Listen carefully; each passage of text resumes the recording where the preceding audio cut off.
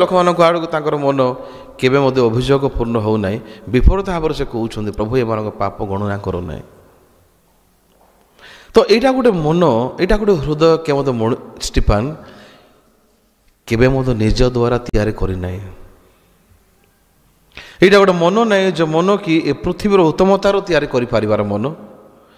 ଏଇଟା ଗୋଟେ ମନ ନାହିଁ ଯାହାକି ମନୁଷ୍ୟ ନିଜର ବ୍ୟବହାର ନିଜର ବିଶ୍ୱସ୍ତ ଜୀବନରେ ଏ ମନକୁ ତିଆରି କରିପାରିବ। ଦେଖାଯାଉଛି ବର୍ତ୍ତମାନ ଷ୍ଟିଫାନଙ୍କର ମୁହଁ, ଦେଖାଯାଉଛି ବର୍ତ୍ତମାନ ଷ୍ଟିଫାନଙ୍କର ଶରୀର, କିନ୍ତୁ ଭିତରେ କିଏ ଅଛି? ସମାନ ଭାବରେ ଆମେ ମନେ ପକାଇବା ଯୀଶୁଙ୍କର କ୍ରୁଶରେ ସାକ୍ଷ୍ୟ। ହେ ପିତା, ଏମାନେ କ'ଣ କରୁଛନ୍ତି? ଏମାନେ ଜାଣିନାହାନ୍ତି, ଏମାନଙ୍କୁ କ୍ଷମା କର। ତାର ଯୀଶୁଙ୍କୁ ଯେଉଁ ଆଘାତ କରାଗଲା, ଯୀଶୁଙ୍କୁ ଯେତେବେଳେ କରଡ଼ା ପ୍ରହାର କରାଗଲା, ଯୀଶୁଙ୍କୁ ଯେତେବେଳେ ସେମାନେ ବହୁତ ତୁଚ୍ଛ କରିକି ତାଙ୍କୁ ପିଟିଲେ, କାହିଁକି ଯୀଶୁ ସେ ବିଷୟକୁ ନେଇକି କଷ୍ଟ ପାଇଲେ ମଧ୍ୟ ଅଭିଯୋଗ କରିପାରିଲେ ନାହିଁ? ତାହେଲେ ଗୋଟେ ସାକ୍ଷ୍ୟ ମନେ ପକାନ୍ତୁ। ଜିହୁଦାକୁ ଯୀଶୁ କହୁଛନ୍ତି ଯାହା କରିବାର ଅଛି ଜଲ୍ଦି ତମେ କର। ଯୀଶୁ ଜିହୁଦୀମାନଙ୍କ ରୋମୀୟ ସୈନ୍ୟମାନଙ୍କର ହସ୍ତରେ ସମର୍ପଣ ହେଲା ପୂର୍ବରୁ, ଯୀଶୁକୁ ସେମାନେ ଧରିଲା ପୂର୍ବରୁ ହିଁ ଯୀଶୁ କହିସାରିଥିଲେ 12 ଜଣ ଶିଶୁମାନଙ୍କୁ ଯେ ମୁଁ ମନୁଷ୍ୟ ପୁତ୍ର ଶତ୍ରୁ ହସ୍ତରେ ସମର୍ପିତ ହେବେ, ଆଉ ସେ କ୍ରୁଶବିଦ୍ଧ ହେବେ, ଆଉ 3 ଦିନ ପରେ ସେ ପୁନରୁତ୍ଥିତ ହେବେ। ତାର ଅର୍ଥ ଆଗକୁ କ'ଣ ହେବାକୁ ଯାଉଛି ଯୀଶୁ ଜାଣିଥିଲେ ନା?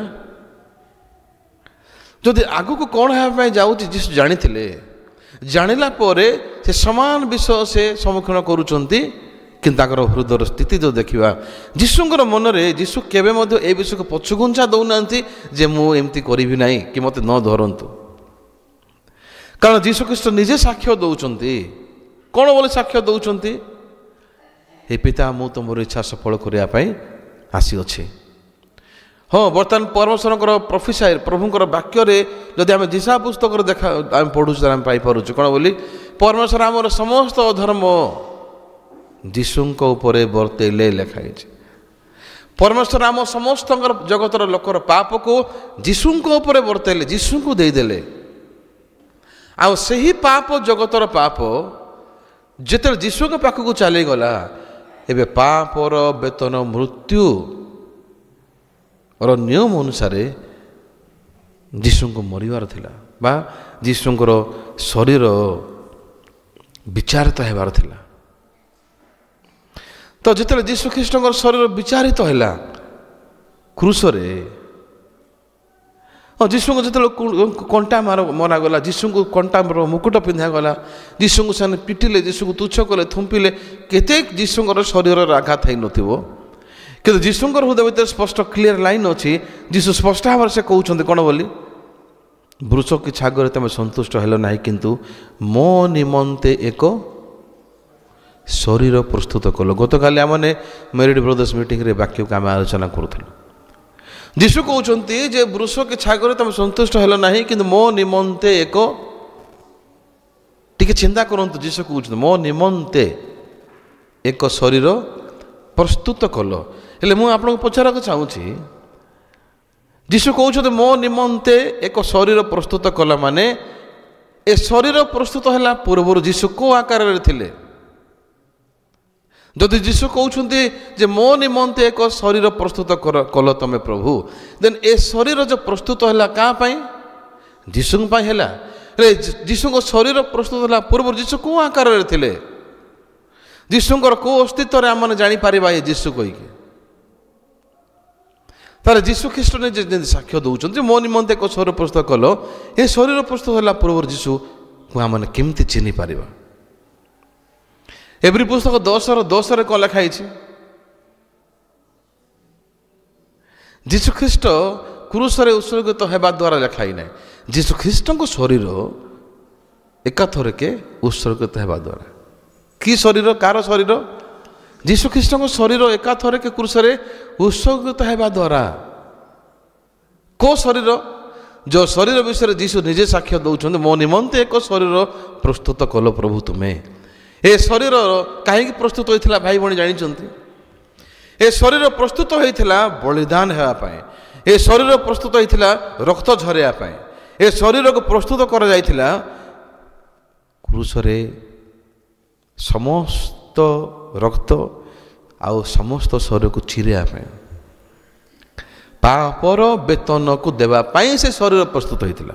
ଆମେନ୍। ପାପର ବେତନକୁ ଦେବା ପାଇଁ, ପାପର ବାକିକୁ ଶୁଝିବା ପାଇଁ ଯୀଶୁ ଗୋଟେ ଶରୀରକୁ ପିନ୍ଧିଲେ, ଯେଉଁ ଶରୀର ପ୍ରଭୁ ପ୍ରସ୍ତୁତ କରିଦେଇଥିଲେ। ମୁଁ କହିବି ଆପଣଙ୍କୁ, ପୂର୍ବରେ ଆଗରେ ମୁଁ ଯେତେବେଳେ ମଣ୍ଡଳୀରେ ନୂଆ ନୂଆରେ ଆସିଲା ପରେ କେତେ ବର୍ଷ ଭିତରେ ଯଦି ମୋ ନାଁରେ କିଏ କିଛି କହୁଥିଲା, ଭୟଙ୍କର ରାଗି ଯାଉଥିଲୁ, ବିରକ୍ତ ହୋଇଯାଉଥିଲେ। ଆଉ ସେ ଲୋକ ଆଡ଼କୁ ମୋ ହୃଦୟକୁ ବନ୍ଦ କରିଦେଉଥିଲେ। କାହିଁକି? ଦୁଇଟା ବିଷୟ ମୋ ହୃଦୟରେ ଥିବ। ନା ମୁଁ ସେମିତି କରୁଛି ଯେମିତି ସେ ମୋତେ ଆକ୍ଷେପ କରୁଛି, ନା ମୁଁ ସେମିତି କରିନାହିଁ ସେ ମୋତେ ଯେଉଁଟା ଆକ୍ଷେପ କରୁଛି। ଏ ଦୁଇଟା ବିଷୟ ଭିତରେ ଗୋଟେ ବିଷୟ ହିଁ ମୋ ଭିତରେ ମୋତେ ଧରିବ। ଯଦି ମୁଁ ନ କରିବା ବିଷୟ ମୋତେ ଆକ୍ଷେପ କରାଯାଉଛି କରିଛୁ ବୋଲି କହିଲେ ମୁଁ ଖୁସି ହେବି ନା ରାଗିବି? ମୁଁ ରାଗିବି। କିନ୍ତୁ ମୁଁ ଯେଉଁ ବିଷୟ କରିଛି ଭୁଲ, ଆଉ ସେ ବିଷୟକୁ ଆକ୍ଷେପ କଲେ ମଧ୍ୟ ଆହୁରି ଅଧିକ ରାଗିବି। ଲୋକମାନେ ମଣ୍ଡଳରେ ବସିକି ସ୍ୱୀକାର କରୁଛନ୍ତି ଆମେ ପାପୀ, ସେମାନଙ୍କୁ ତମେ ଯଦି ଆମେ ଯଦି ପାପୀ କହିଲେ ଖୁସି ହେଉଛନ୍ତି। ମୁଁ ଜଣକୁ ପଚାରିଲି, ଏବେ ଆପଣ ପ୍ରାର୍ଥନା କରୁଥିଲେ ଯେ ମୁଁ ପାପୀ ବୋଲି, ସତରେ ଆପଣ ଗୋଟେ ପାପୀ ନା? ଏମିତି କେତେ କହିପାରିବ ତମେ? ସେମାନଙ୍କ ମୁଖରେ ପାପୀ ବୋଲି କହୁଛନ୍ତି, ସେ ସମାନ ନୁଆଁ ଯଦି ଅନ୍ୟ ଲୋକ କହୁଛି ବୋଲେ ରାଗି ଯାଉଛନ୍ତି।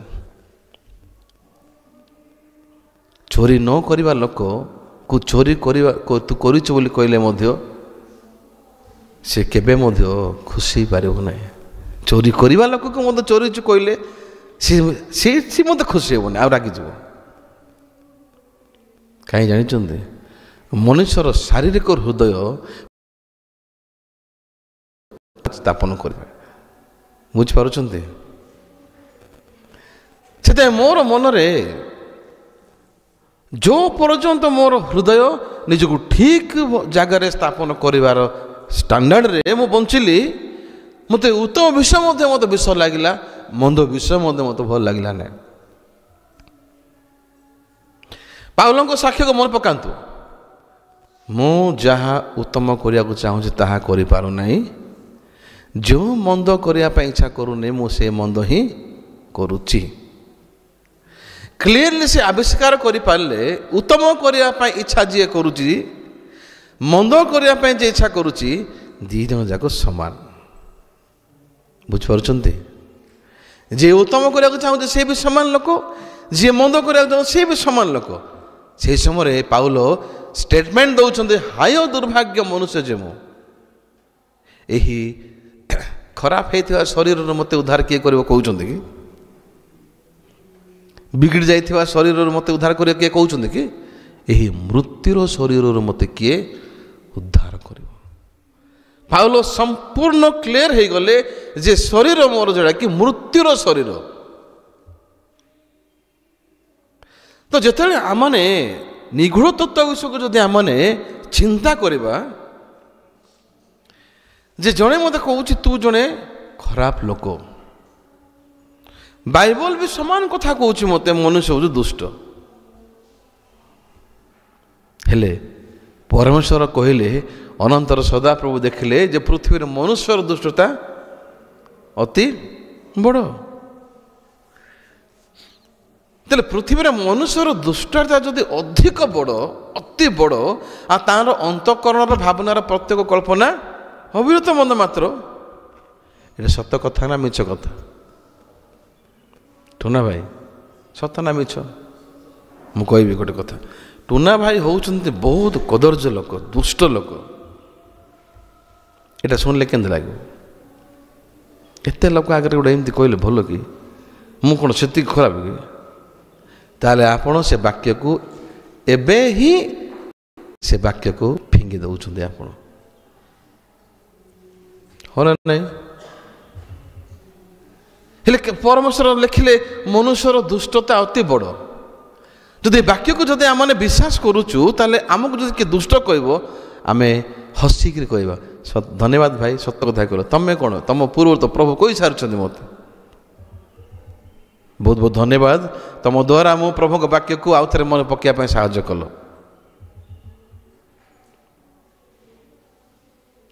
ବାଇବଲ କହୁଛି ଯାହା ମାଂସରୁ ଜାତ ତାହା ମାଂସ, ଯାହା ଆତ୍ମାର ଜାତ ତାହା ହେଉଛି ଆତ୍ମା। ଯେଉଁ ମୁହୂର୍ତ୍ତରେ ମୁଁ ବିଶ୍ୱାସକୁ ପାଇବା ପାଇଁ ଆରମ୍ଭ କଲି ମଣ୍ଡଳୀରେ ପ୍ରଭୁଙ୍କର ଦାସଙ୍କ ଦ୍ୱାରା ସୌଭାଗ୍ୟତା ପାଇବା ପାଇଁ,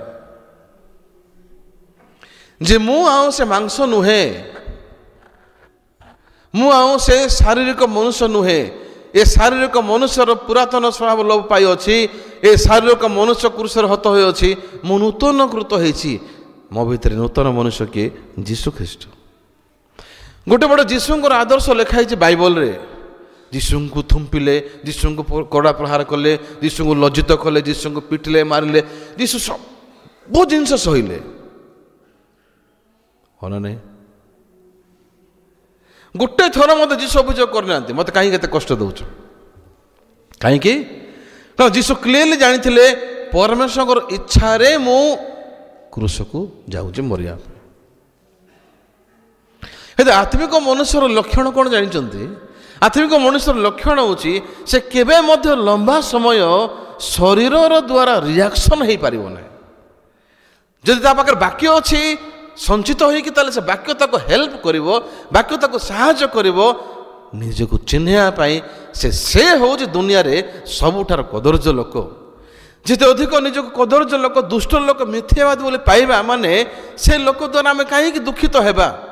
ସେ ଲୋକକୁ ଆମେ ଦୁଃଖିତ ହେଲା ପରିବର୍ତ୍ତେ ସେ ଲୋକଠାରୁ ଆମେ ପୃଥକ ହେଇପାରିବା, ଆମେ ଅଲଗା ହେଇପାରିବା।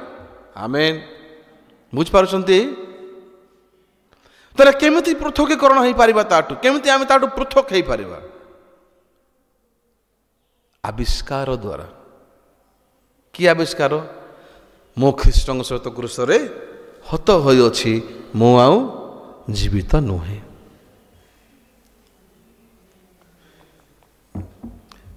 ମୋର ମନୁଷ୍ୟ ଜୀବିତ ନାହିଁ। କିଏ ଇଏ ମୋର ମନୁଷ୍ୟ? ଇଏ ମୋର ମନୁଷ୍ୟ ଯିଏକି ଅତି ଦୁଷ୍ଟ, ଇଏ ମୋର ମନୁଷ୍ୟ ଯିଏକି ଅତି କଦର୍ଯ୍ୟ ମନ୍ଦ, ଇଏ ମୋର ମନୁଷ୍ୟ ଯିଏକି ଅଭିଳାଷ ଯୁକ୍ତ ଲୋକ, ଇଏ ମୋର ମନୁଷ୍ୟ ମସ୍ତକର ପାଦ ପର୍ଯ୍ୟନ୍ତ ପ୍ରଭୁଙ୍କର ଶତ୍ରୁର କାମ କରିବାର ଲୋକ। ଇଏ ଯେତେ ଅଧିକ ବାକ୍ୟ ସଂଗ୍ରହ କରିବେ, ଯେତେ ଅଧିକ ବାକ୍ୟ ରହିବ ଆପଣଙ୍କ ମନରେ, ସେ ବାକ୍ୟ ତୁମକୁ ସାହାଯ୍ୟ କରିବ। ଏ ମୋର ମନୁଷ୍ୟ ଯିଏକି ପଚା ଚଢ଼ା ମରିବା ଲୋକ, ଇଏ ଅଭିଶପ୍ତ ଲୋକ, ତାକୁ ଥୁମ୍ପିବା ପାଇଁ ହୃଦୟରେ, ତାକୁ କନସିଡର ନ କରିବା ପାଇଁ, ତା ଆଡ଼କୁ ଏତେ କନସିୟସ୍ ନ ହେବା ପାଇଁ, ଧୀରେ ଧୀରେ ବୟସ ବୃଦ୍ଧି ଅନୁସାରେ, ଆତ୍ମିକ ବୃଦ୍ଧି ଅନୁସାରେ ଧୀରେ ଧୀରେ ଆପଣମାନେ ତାଠୁ ସେପାରେଟ୍ ହେଇପାରିବେ। ତ ଯଦି ତାର ସେପାରେସନ୍ ପାଇବେ, ଆପଣ ସେପାରେସନ୍ ପାଇବା ଦ୍ୱାରା ଆପଣ କ'ଣ ପାଇବେ? ନିଜର ଜାଗାକୁ ପାଇବେ। ଇଏ ଆଉ ମୁଁ ନାହିଁ। ପାଉଲ କହିଲେ ମୁଁ ଆଉ ତାହା କରୁନାହିଁ, ମାତ୍ର ମୋଠାରେ ବାସ କରୁଥିବା ପାପ ତାହା କରୁଅଛି। ଏବେ ଯଦି କିଏ ମୋତେ ମଦୁଆ ବୋଲି କହିବ, ମୁଁ ତାଙ୍କୁ କେବେ କହିବି ନାହିଁ ଲଢ଼େଇ କରିପାରିବି ନାହିଁ। ଯଦି ମୋର ହୃଦୟକୁ ଯଦି ମୁଁ କହିବି, ତାହେଲେ ମୋର ହୃଦୟ ଭିତରେ ମଧ୍ୟ ସମସ୍ୟା ଅଛି, ମୋର ମନରେ ମଧ୍ୟ ଆଡମିଟିଂ ପ୍ରୋବ୍ଲେମ୍ ଅଛି। କିନ୍ତୁ ଏଟଲିଷ୍ଟ ଯେତେବେଳେ ମୋ ପାଖରେ ପ୍ରଭୁଙ୍କ ବାକ୍ୟ ଅଛି, ତାହେଲେ ମୋର ହୃଦୟ ଭିତରେ ମୁଁ କ୍ଲିୟର ଲାଇନ୍ ପାଉଛି। ଆଚ୍ଛା, ଏଇଟା କାହାକୁ କୁହାଯାଉଛି? ମୋତେ ନାହିଁ। ଯଦି ମୁଁ ସବୁଠାରୁ ଦୁଷ୍ଟ ଲୋକ, ସେ ଦୁଷ୍ଟ ଲୋକ ଠାରୁ ମୋତେ ପ୍ରଭୁ ଅଲଗା କଲେ ଦିନେ ପରିବର୍ତ୍ତନ ପାଇଲା ପରେ, ସେ ଦୁଷ୍ଟ ଲୋକ ତ ମୁଁ ନାହିଁ। ଆଉ ପାଉଲ ଯେମିତି କହିଲେ ମୁଁ ଆଉ ତାହା କରୁନାହିଁ, ବାସ କରୁଥିବା ପାପ ତାହା କରୁଛି, ତାହେଲେ ମୁଁର ମନୁଷ୍ୟକୁ ଯଦି ମୁଁ ଚିହ୍ନିବି, କେମିତି ଚିହ୍ନି ପାରିବି? ନୂତନ ମୋର ଲୋକକୁ ଆବିଷ୍କାର କରିକି। ନୂତନ ମୁଁ କିଏ? ମୋ ଭିତରେ ଖ୍ରୀଷ୍ଟ ବାସ କରୁଅଛନ୍ତି ଲେଖା ହେଇଛି ନା। ତାହେଲେ ମୋର ଭିତରେ ଯଦି ମୁଁ ଏ ବାକ୍ୟକୁ ବିଶ୍ୱାସ କରିବି, ମୁଁ ଖ୍ରୀଷ୍ଟଙ୍କ ସହିତ କ୍ରୁଶରେ ହତ ହୋଇଅଛି। ପୁରାତନ ମୁଁ ଯିଏକି ପାପ କରିବାର ମୁଁ, ରାଗିବାର ମୁଁ, ଅଭିଯୋଗ କରିବାର ମୁଁ, ବିଚାର କରିବାର ମୁଁ, ବିରୋଧ କରିବାର ମୁଁ, ଅଭିଳାଷକୁ ପୂରଣ କରିବାର ମୁଁ, ଇତ୍ୟାଦି ଇତ୍ୟାଦି, ଇଏ ମୋର ମନୁଷ୍ୟକୁ ପ୍ରଭୁ ଯୀଶୁ କ୍ରୁଶରେ ମାରି ଦେଇଛନ୍ତି। ଏବେ ମୁଁ କିଏ? ମୁଁ ହେଉଛି ନୂତନ ମୁଁ, ମାତ୍ର ଖ୍ରୀଷ୍ଟ ମୋ ଠାରେ ଜୀବିତ। ତାହେଲେ ଯଦି ମୋ ପାଖରେ ମୁଁ ଯେଉଁ କହୁଛି, ମୋର ପ୍ରାଣକୁ ମୁଁ କହୁଛି ନା, ଆମେ ମୁଁ ବୋଲେବ, ତାହେଲେ କାହାକୁ କହୁଛୁ? ଧାର୍ମିକ ଲୋକ ତେଣୁ ମୁଁ ବୋଲି ସମ୍ବୋଧନ କରୁଛି ନିଜ ବିଷୟରେ ନିଜର ପ୍ରାଣର ମୋର ପରିଚୟ ଦେବା ଆବଶ୍ୟକ ଅଟେ। ଆମେନ୍। ଯେଉଁ ଲୋକ ଜାଗତିକ ଲୋକମାନେ ସେମାନେ ମୋର ପରିଚୟ ତାଙ୍କର କାହା କ'ଣ କ'ଣ ଦ୍ୱାରା ଦିଅନ୍ତି, ତାଙ୍କର ଫିଲିଙ୍ଗସ୍ ତାଙ୍କର ମୁଁ, ତାଙ୍କର ଇମୋସନ୍ ତାଙ୍କ ପାଇଁ ମୁଁ, ତାଙ୍କର ରାଗ ତାଙ୍କର ମୁଁ, ତାଙ୍କର ଅଭିଯୋଗ ତାଙ୍କର ମୁଁ, ତାଙ୍କର ବିଚାର କରିବାର ତାଙ୍କର ମୋର ପରିଚୟ। ଆମେନ୍। ବୁଝିପାରୁଛନ୍ତି ମୁଁ କ'ଣ କହିବାକୁ ଚାହୁଁଛି? ଆଜି ଆପଣମାନେ ନିଜକୁ ଦେଖନ୍ତୁ ଯେ ମୁଁ ଯେଉଁ କହୁଛୁ ଆମମାନେ ଇଏ ମୋର ପରିଚୟ କ'ଣ, କିଏ ଇଏ ମୋର ଅସ୍ତିତ୍ୱ ପଛରେ ଅଛି। ମୁଁ ତାକୁ ବହୁତ ରାଗୁଛି, ମୁଁ ଡାଇରେକ୍ଟ ପଚାରିବାକୁ ଚାହୁଁଛି ସେ ମୁଁ କିଏ? ଆମ ଭିତରେ ସେ ମୋର ମନୁଷ୍ୟ କିଏ ଯିଏକି ରାଗୁଛି? ଗୋଟେ ବଡ଼ ଆମେ ଷ୍ଟିଫାନକୁ ଦେଖୁଛୁ, ଷ୍ଟିଫାନଙ୍କ ମୁଖରେ କ'ଣ ଆସୁଛି?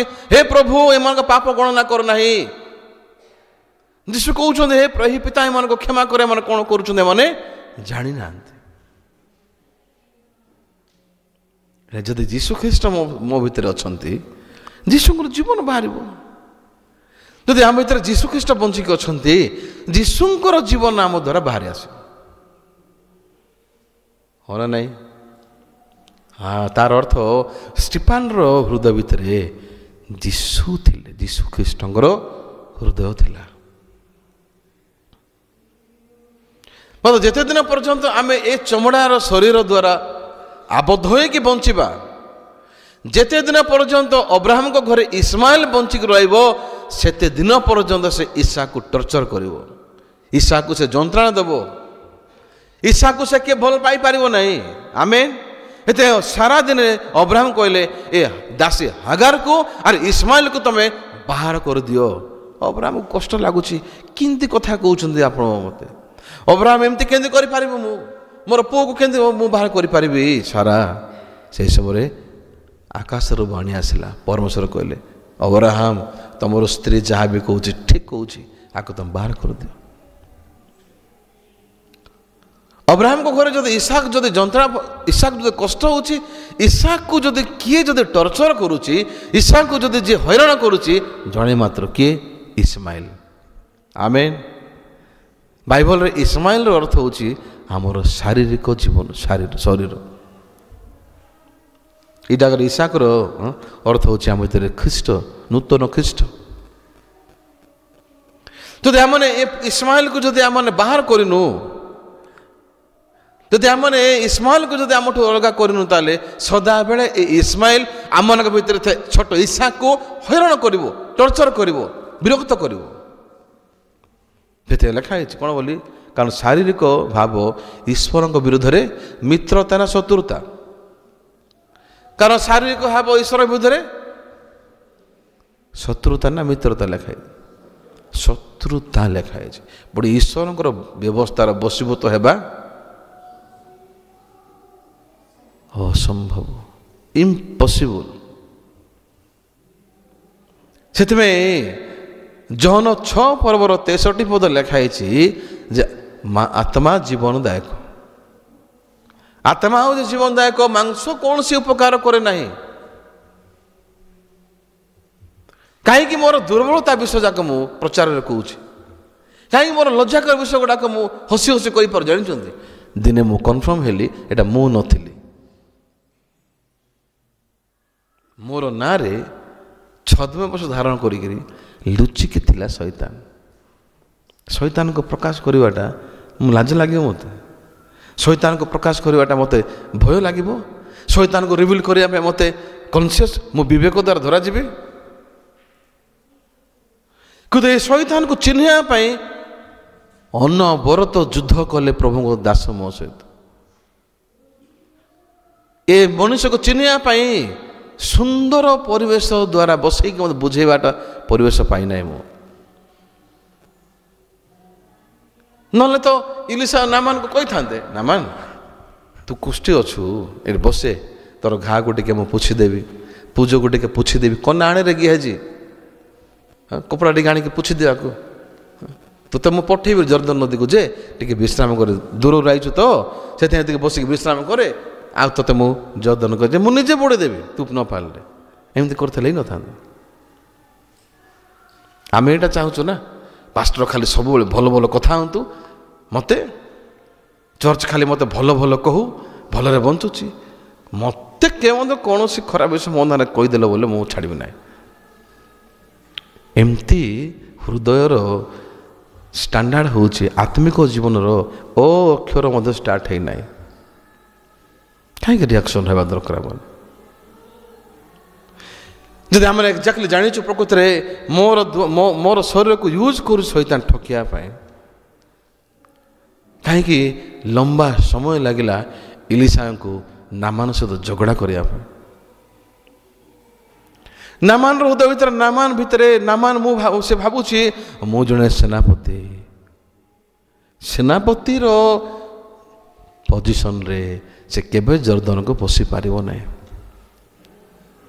ସେତେବେଳେ ଇଲିଶାଙ୍କୁ ଅପରେସନ୍ କରିବା ପଡ଼ିଲା ତାଙ୍କୁ ସେନାପତିର ଜାଗାରୁ ବାହାର କରିକିରି ଖୁଷ୍ଟି ଜାଗାକୁ ଆଣିବା ପାଇଁ।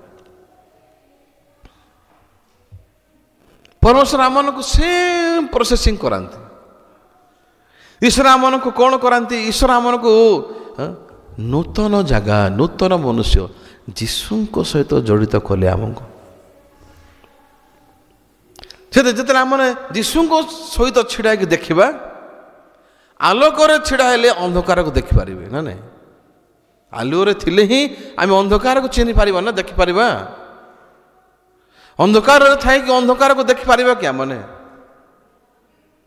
କିଛି ଦେଖାଯିବ।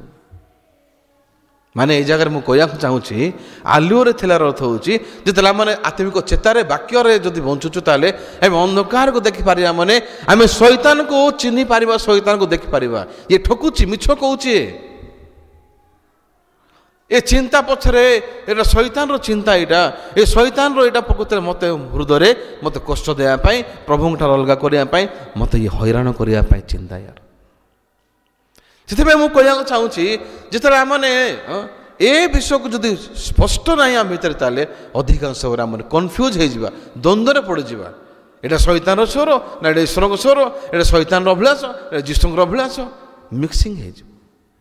ମିଶ୍ରିତ ହେଲେ ସବୁ ସଫା ଜିନିଷ ମଧ୍ୟ ଗୁଳିଆ ହେଇଯିବ।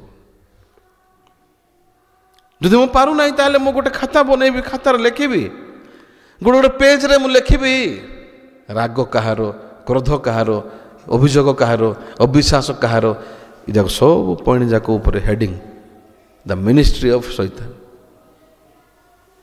ଯୀଶୁ ଖ୍ରୀଷ୍ଟଙ୍କର କ'ଣ ଆଦର୍ଶ ବାଇବଲ ଲେଖା ହେଇଛି ଆମେ ସବୁବେଳେ ଶୁଣୁଛୁ। ସେଥିପାଇଁ ହୃଦୟ ଭିତରେ ଯଦି ଯୀଶୁ ଅଛନ୍ତି ତାହେଲେ ଆମର ଶତ୍ରୁକୁ ମଧ୍ୟ ଆମେ ପ୍ରେମ କରିପାରିବା, ଶତ୍ରୁକୁ ମଧ୍ୟ ଆମେ କ୍ଷମା ଦେଇପାରିବା, ଶତ୍ରୁକୁ ମଧ୍ୟ ଆମେ ଗ୍ରହଣ କରିପାରିବା। ଯୋସେଫଙ୍କୁ ମଧ୍ୟ ପ୍ରଭୁ ସେମ୍ ପ୍ରୋସେସିଂରେ ନେଲେ। ମିଶର ଦେଶରେ 7 ବର୍ଷର ଦୁର୍ଭିକ୍ଷକୁ ପରିଚାଳନା କରିବା ପାଇଁ କେତେ ନା କେତେ ପ୍ରକାର ଲୋକ ଥିବେ ସେ ଜାଗାରେ ନା ନାହିଁ? ମିଶର ଦେଶରେ କେମିତି କେମିତି ଲୋକ ଥିବେ? ସମସ୍ତେ ଭଦ୍ର ଲୋକ ଥିବେ, ଭଲ ଲୋକ ଥିବେ।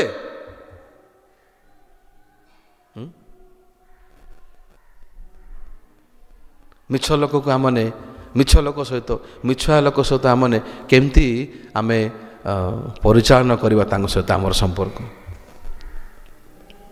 କେମିତି, ଗୋଟେ ରାଗି ଲୋକ ସହିତ ଆମମାନଙ୍କର ସମ୍ପର୍କ ଗଢ଼ିପାରିବା ଆମେ,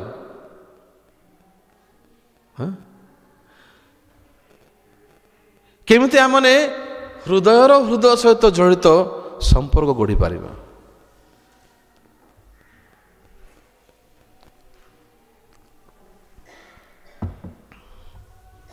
ଗୋଟେ ସତ କଥା କହିବି କି,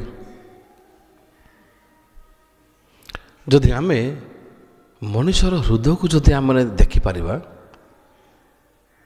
ତାହେଲେ ଆମେ କେବେ ମଣିଷର ବାହ୍ୟ ଭାବକୁ ଦ୍ୱାରା ଆମେ ଇଫେକ୍ଟ ହେଇପାରିବା ନାହିଁ। ବାପା ମା ଛୋଟ ପିଲାଙ୍କୁ ଯଦି ଚିଲେଇବେ ପିଲାମାନେ ହସୁଥିବେ, ସେ ସମାନ ଚିଲେଇବାଟା ବାପା ମା ନ କରିକି ଆଉ ଗୋଟେ ଲୋକ ଯଦି ଏ ପିଲାକୁ ଚିଲେଇବ ତାହେଲେ ପିଲାର ମୁହଁ ଶୁଖିଯିବ, ଅନ୍ଧକାର ହେଇଯିବ। କାହିଁକି? ଚିଲେଇବା ପାଇଁ, ସେ ଶବ୍ଦ ପାଇଁ, କ'ଣ ପାଇଁ? ଯେଉଁ ବାପା ମା ଚିଲଉଛନ୍ତି ପୁଅ ପିଲାକୁ, ସେ ପିଲା ଯେଉଁ ହସୁଛି ତାର ଅର୍ଥ ପିଲା ଭଲରେ ଜାଣିଛି ଏଇଟା ପାଟି କରିବାର ମିଛ, ହୃଦୟରେ ମୋ ଆଡ଼କୁ ପ୍ରେମ ଅଛି ବାପା ମାଙ୍କର। ଯେଉଁ ଲୋକମାନେ ହୃଦୟକୁ ଅନୁଭବ କରନ୍ତି ସେମାନେ ଏ କାନରେ ବାହ୍ୟ ଚିତ୍କାରକୁ ସେମାନେ ଶୁଣିପାରିବେ ନାହିଁ। ବୁଝିପାରୁଛନ୍ତି? ହେଲେ ଶରୀର ଦ୍ୱାରା ରିଆକ୍ସନ୍ ହେବାଠୁ ଅଧିକ ଗୁରୁତ୍ୱପୂର୍ଣ୍ଣ ମାନେ ହୃଦୟ ଦ୍ୱାରା ଆମେ ପରିଚାଳିତ ହେବା ବିଷୟ। ଯଦି ଆମେ ହୃଦୟ ଦ୍ୱାରା ପରିଚାଳିତ ହେବା, ଯୀଶୁଙ୍କୁ ଆମମାନଙ୍କୁ ବ୍ୟବହାର କରିବାକୁ ପଡ଼ିବ। ଏବେ ଷ୍ଟିଫାନ କାହିଁକି ବର୍ତ୍ତମାନ କହୁଛନ୍ତି ଯେ ହେ ପରମେଶ୍ୱର ଏମାନଙ୍କ ପାପ ଗଣନା କର ନାହିଁ? କେମିତି ଏମିତି ହୃଦୟକୁ ଷ୍ଟିଫାନକୁ ଦେଖେଇ ପାରିଲେ? କାରଣ ଷ୍ଟିଫାନଙ୍କ ଭିତରେ ପରମେଶ୍ୱର ଯୀଶୁ ଖ୍ରୀଷ୍ଟ ବଞ୍ଚିକି ଥିଲେ, ଖ୍ରୀଷ୍ଟଙ୍କର ହୃଦୟ ଥିଲା। ଯୀଶୁ ଖ୍ରୀଷ୍ଟଙ୍କର ହୃଦୟ ଥିବା ଯୋଗୁଁ ସେ ଯିଏ ତାଙ୍କୁ ପଥର ଗାଡ଼ିକି ପିଟି ପିଟି ମାରୁଛନ୍ତି ତାଙ୍କ ଆଡ଼କୁ ମଧ୍ୟ ସେ କ୍ଷମା ପ୍ରାର୍ଥନା କରିଦେଉଛନ୍ତି। ହଁ ସତରେ ମୁଁ ଯଦି ଏ ବିଷୟକୁ ଚିନ୍ତା କରୁଛି, ମୁଁ କେତେ ଯେ ଧନ୍ୟବାଦ ଦେଉଛି ପ୍ରଭୁଙ୍କ ସାମ୍ନାରେ ଯେ ମୋର ହୃଦୟ ଭିତରେ ବଡ଼ ସମସ୍ୟା କ'ଣ, ଅନ୍ୟାନ୍ୟ କୌଣସି ବାହ୍ୟ ସମସ୍ୟା, ଅନ୍ୟାନ୍ୟ କୌଣସି ପରିସ୍ଥିତିର ସମସ୍ୟା ମୋର ହୃଦୟକୁ କଷ୍ଟ ଦେଉନାହିଁ। ମୋର ଶରୀର ମୋତେ ଧରିକିରି ଅଛି। ଅବ୍ରାହ୍ମଙ୍କ ଘରେ ଇସ୍ମାଇଲ ଏକା ଇସାକକୁ ହଇରାଣ କରୁଛି। ନାମାନ ଭିତରେ ନାମାନର ପୋଜିସନ୍, ସେନାପତିର ପୋଜିସନ୍ ତାକୁ ହଇରାଣ କରୁଛି ଜର୍ଦ୍ଦାନକୁ ନ ଯିବା ପାଇଁ। ଆମେନ୍। ହେଲେ ଆମମାନଙ୍କ ଶରୀର ଯାହାକି ଆମମାନେ ପିନ୍ଧିଛୁ, ଏ ଶରୀରର ପ୍ରତିଛବି, ଏ ଶରୀରର ପ୍ରକୃତ ଛବି ବାଇବଲ କହୁଛି କ'ଣ ବୋଲି? କାରଣ ଶାରୀରିକ ଭାବ ମୃତ୍ୟୁଜନକ, ମାତ୍ର ଆତ୍ମିକ ଭାବ ଜୀବନ ଆଉ ଶାନ୍ତି। ସେଥିପାଇଁ ଆମର ହୃଦୟକୁ କେମିତି ଆମମାନେ ପରିଚାଳନା କରିବା, କେମିତି ଆମର ହୃଦୟକୁ ଆମମାନେ ମ୍ୟାନେଜ୍ କରିବା, ବା ଆମର ହୃଦୟକୁ କେମିତି ଆମମାନେ ମେଣ୍ଟେନ୍ କରିବା ସଠିକ୍ ରାସ୍ତାରେ, ଯେଉଁ ରାସ୍ତାରେ ଗଲେ ଆମର ମନ ଫୁର୍ତ୍ତି ହେଇକି ରହିବ, ସ୍ୱାଧୀନତା, ଖୁସି, ଶାନ୍ତି, ଆଶାରେ ପରିପୂର୍ଣ୍ଣ ହେବ ଆମର ହୃଦୟ।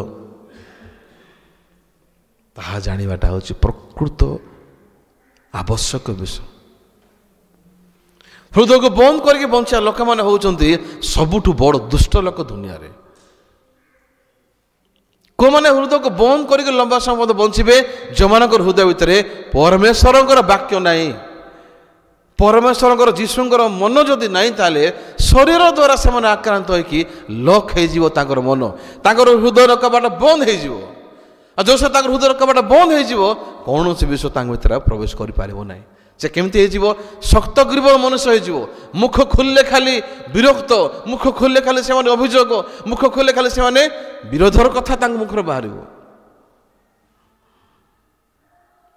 କିନ୍ତୁ ଆଜି ମୁଁ କହିବାକୁ ଚାହୁଁଛି, କେତେ ସୁନ୍ଦର ଭାବରେ ଆମକୁ ଯୀଶୁ ପରମେଶ୍ୱର ଯୀଶୁଙ୍କୁ ଦେଇଛନ୍ତି। ଯଦି ଆମ ଭିତରେ ଯୀଶୁଙ୍କର ବାକ୍ୟ, ଯୀଶୁଙ୍କର ମନ ଯଦି ବଞ୍ଚିକି ଅଛି, ତାହେଲେ ଆମେ ସମସ୍ତ ବିଷୟକୁ ଆମମାନେ ପାର କରିପାରିବା।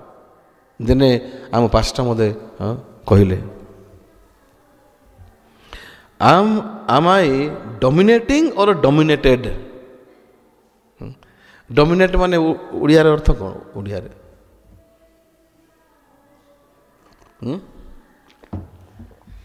ଡମିନେଟ୍ର ଏକ୍ଜାକ୍ଟ ଓଡ଼ିଆ ୱାର୍ଡ଼ କ'ଣ କାକା କୁହନ୍ତୁ?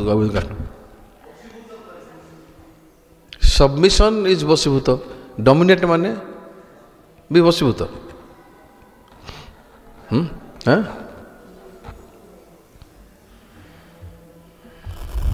ଡମିନେଟ୍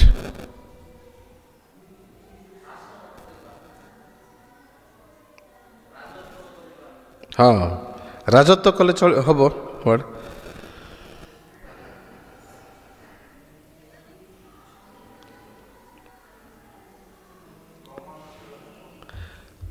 ମାନେ ଜଣକୁ ରାଜତ୍ୱ କରିବା ମାନେ ଜଣକୁ କାବୁରେ ରଖିବାଟା, କି ଜଣକୁ ଆମମାନେ ଡମିନେଟ୍ କରିପାରିବା, ଅଧୀନସ୍ଥ କରିପାରିବା।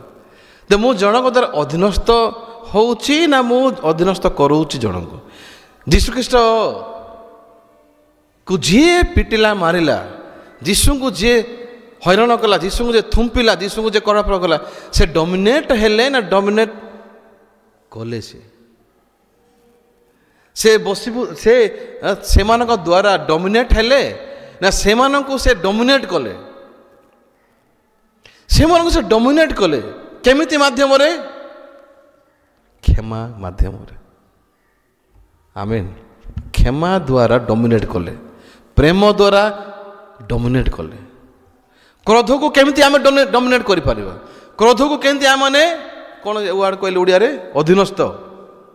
କେମିତି କ୍ରୋଧକୁ ଆମେ ଅଧୀନସ୍ଥ କରିପାରିବା? ଯୀଶୁଙ୍କର ହୃଦୟ ଦ୍ୱାରା। ଆମେନ୍।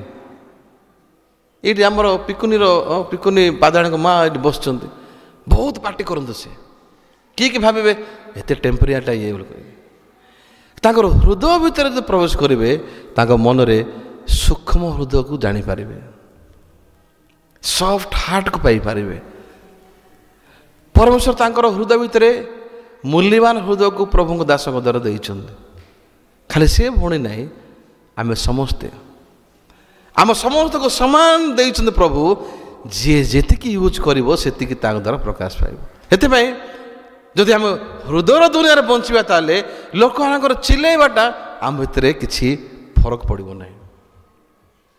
ଯେମିତି ପିଲାମାନେ ବାପା ମାଆଙ୍କର ପାଟି ଅଧିକ ହେଲେ ଅଧିକ ହସୁଛନ୍ତି ନା ନାହିଁ? କାହିଁକି? ସେମାନେ ଜାଣିଛନ୍ତି ମୋ ବାପା ମା ମୋତେ ପ୍ରେମ କରୁଅଛନ୍ତି। ତ ଆମେ ଯଦି ଏଇ ବିଷୟକୁ ଯଦି ଆବିଷ୍କାର କରିପାରିବା, ଆମେ କାହିଁକି ଆମମାନଙ୍କ ହୃଦୟକୁ ଆମେ ଦୋହଲେଇବା? କାହିଁକି ଆମର ହୃଦୟକୁ ଆମେ ସେ ରାସ୍ତାରେ ବୋହେଇ ଦେବା ଯେଉଁ ରାସ୍ତାରେ କି ଆମେ ଶାନ୍ତି ହରଉଛୁ, ଆମେ ଖୁସି ହରଉଛୁ। ମୁଁ ଯେତେବେଳେ ଖରିଆରେ ଥିଲି, ଖରିଆରେ ସେଇଠି ଗୋଟେ ଭାଇ ଘରକୁ ମୁଁ ଗଲି। ଆଉ ସେ ଭାଇ ଘରେ ମୁଁ ଟିକେ ନୂଆ ଭାଇ, ସେ ଏତିକି ଜାଣିନଥିଲେ ଚର୍ଚ୍ଚ କ'ଣ। ସେ ସୁଷମାଚାର ଶୁଣିକି ପରିଧାନ ପାଇକି ଚର୍ଚ୍ଚକୁ ଆସୁଥିଲେ। ମୁଁ ଦିନେ ତାଙ୍କ ଘରକୁ ଗଲି ତ ସେ ମୋତେ ଜଳଖିଆ ଦେଲେ। ତାଙ୍କ ଘରେ ଗାଈ ମଇଁଷି ଯାକ ସବୁ ରଖା ହେଇଛି, ଛେଳି ଗାଈ ମଇଁଷି, ସେଇଟା ଏକା ଝାଡ଼ା ବସୁଛନ୍ତି, ସେଇଟା ଏକା ପରିସ୍ରା କରୁଛନ୍ତି ଗାଈ ମଇଁଷି। ସେ ଗାଈମାନଙ୍କ ପାଖରେ ଏକା ଟେବୁଲ ପକେଇକି ମୋତେ ଜଳଖିଆ ଦେଲେ। ମୋତେ ଟିକେ ଭଲ ଲାଗିଲା ନାହିଁ, ଏଇଟା ଗନ୍ଧ, ମୋତେ ଗନ୍ଧ ପସନ୍ଦ ନାହିଁ। ଭାଇ ତମେ କେମିତି ଲୋକ, ସଫା ଜାଗାରେ ସିନା ମୋତେ ଖୁଏବ, ଏଇଠି ଏମିତି ଜାଗାରେ ଗୋଟେ ବସିକି ତମେ ଡାକୁଛ। ସେ ଭାଇ କିଛି କହିଲେ ନାହିଁ। ରବିବାର ଦିନ ସେ ଭାଇ ଚର୍ଚ୍ଚକୁ ଆଇଲେ, ଆଉ ଚର୍ଚ୍ଚରେ ସାକ୍ଷ୍ୟ ଟାଇମ୍ରେ ସାକ୍ଷ୍ୟ ଦେଇଗଲେ। ଆମର ଚର୍ଚ୍ଚରେ ପାଷ୍ଟରଙ୍କର ହୃଦୟ ବହୁତ ଉଚ୍ଚ। ଆରେ କ'ଣ ଏମିତି କହୁଛି? ମୁଁ ଶୁଣିଥିଲି ଯୀଶୁଖ୍ରୀଷ୍ଟ ଗୁହାଳକୁଣ୍ଡରେ ଜନ୍ମ ହେଇଥିଲେ। ଗୁହାଳକୁଣ୍ଡରେ କ'ଣ ଅଛି? ଗାଈ ଛେଳିରେ, ଗାଈର ମଇଁଷିର ଝାଡ଼ା ପରିସ୍ରା ଅଛି। ଯୀଶୁକୁ କିଛି ଗନ୍ଧ ଲାଗିଲାନି, ଏ ପାଷ୍ଟରକୁ ଭଲ ବେଶୀ ଖରାପ ଲାଗୁଛି। ଆରେ ମୁଁ ପୁରା ଚୁପଚାପ ରାଗିବି ନା, ବହୁତ ହସିଲେ। ଆରେ ସତ କଥା ତ। ତାପରେ ସରିଲା ପରେ ସେ ଭାଇ ଆସିକି, ପାଷ୍ଟର ବେଶୀ କହିଦେଲି, ମୋତେ କ୍ଷମା କର। ନାଇଁ ଭାଇ ତମେ ଠିକ କଥା କହିଲ। ତ ସେ ଭାଇକୁ ମୁଁ ରାଗିବି ଆଉ ମୋର ହୃଦୟକୁ ବନ୍ଦ କରିପାରିବି କି? ତ ଛୋଟ ବିଷୟ ଗୁଡ଼ାକ ମଧ୍ୟ ଆମେ ମ୍ୟାନେଜ୍ କରିବାଟା ଯଦି ଜାଣିବା, ତାହେଲେ ଅତି ସୁନ୍ଦର ଭାବରେ ଆମେ ବଞ୍ଚିପାରିବା। ଷ୍ଟିଫାନ ଗୋଟେ ଲୋକ, ସ୍ୱତନ୍ତ୍ରତା କ'ଣ ଥିଲା? ମୁଁ ଦେଖୁଛି ଷ୍ଟିଫାନ ଯଦି ଏ ପ୍ରକାର ସମସ୍ୟାରେ, ଏ ପ୍ରକାର ଜୀବନକୁ ହରେଇବା ସମୟରେ ମଧ୍ୟ ଯିଏ ତାର ଜୀବନ ନେଉଛି ସେମାନଙ୍କ ପାଇଁ ଯଦି କ୍ଷମା କରିବାର ହୃଦୟ ଅଛି, ଆଉ କ'ଣ ତାକୁ ଦୁନିଆର ବିଷୟ ତାକୁ ଏଫେକ୍ଟ କରିବ, କେଉଁ ବିଷୟ ତାକୁ ହଇରାଣ କରିପାରିବ? କିଛି ଅଛି? କିଛି ନାହିଁ। ମୁଁ ଯେଉଁ ପାଷ୍ଟର ଏକରେ ବଞ୍ଚୁଛି, ସତରେ ଏ ପାଷ୍ଟରର ଜୀବନ ଏତେ ମୂଲ୍ୟବାନ ଜୀବନ। ମୋତେ ଭଲ ପାଇବା ଲୋକକୁ ଭଲ ପାଇବାଟା ନ୍ୟାଚୁରାଲ, ଏଟା ମୋତେ ଘୃଣା କରିବା ଲୋକକୁ ଭଲ ପାଇବାଟାର ମଜା କିଛି ନାହିଁ। ମୋତେ ଯିଏ ଅଭିଯୋଗ କରିବା ଲୋକକୁ ଭଲ ପାଇବାର ଠୁରାର ମଜା, ଆରେ ଯେଉଁ ଏନ୍ଜୟମେଣ୍ଟ ଅଛି, ଆଉ ତାଠୁ ଅଧିକ ଏନ୍ଜୟମେଣ୍ଟ ନାହିଁ। ଯୀଶୁଙ୍କର ହୃଦୟ ଭିତରେ ଯୀଶୁଖ୍ରୀଷ୍ଟ ବର୍ତ୍ତମାନ କ୍ରୁଶରେ କହୁଛନ୍ତି, ହେ ପିତା ଏମାନଙ୍କୁ କ୍ଷମା କର। କେମିତି ହୃଦୟରେ କ୍ଷମା କର କହୁଥିବେ? ରାଗିକି? ଯୀଶୁ କ'ଣ ବହୁତ ରାଗିକି କ୍ରୋଧରେ ପରିପୂର୍ଣ୍ଣ ହେଇକି ଏ ଲୋକକୁ କ୍ଷମା କର ବୋଲି ହୃଦୟରେ କହିଲେ କି? କେବେ ବି ନାହିଁ। ଆମ ପାଷ୍ଟର ଅନେକ ସମୟରେ ଆମକୁ କହନ୍ତି, do you know how to scold with the heart of peace? ତମେ କେବେ ଜାଣିଛ କି ଶାନ୍ତିର ହୃଦୟରେ ଗାଳି କରିବାଟା, ଶାନ୍ତିର ମନରେ ଜଣକୁ ଶାସନ କରିବାଟା? ଯଦି ପ୍ରେମର ହୃଦୟରେ, ଶାନ୍ତିର ହୃଦୟରେ ଯଦି ଆମେ ଗାଳି କରୁଛୁ ଜଣକୁ, ସେ ଗାଳି ତାଙ୍କ ହୃଦୟରେ, ସେ ଗାଳି ଦ୍ୱାରା ମୋର ହୃଦୟର ପ୍ରେମ, ମୋର ହୃଦୟର ଶାନ୍ତି ମଧ୍ୟ ସ୍ଥାନାନ୍ତର ହେବ ତାଙ୍କ ହୃଦୟକୁ। ଆମେନ୍। ହେତେ ପାଷ୍ଟର ଆମକୁ ଗାଳି କଲେ ଆମେ ଅନ୍ଧକାର ହେଉନଥିଲୁ, ଆମେ ଅତି ଶୀଘ୍ର ଆଲୋକିତ ହେଇଯାଉଥିଲୁ। ଏଇଠି ମୁଁ ଟିକେ ପଚାରିବି, ଆପଣମାନଙ୍କ ଭିତରେ କିଏ କିଏ ମରିଚ ଲଙ୍କା ବହୁତ ପସନ୍ଦ କରନ୍ତି ଖାଇବା ପାଇଁ? ହାତ ଦେଖନ୍ତୁ। ମୋତେ ଲଙ୍କା ବହୁତ ପସନ୍ଦ। ହଁ,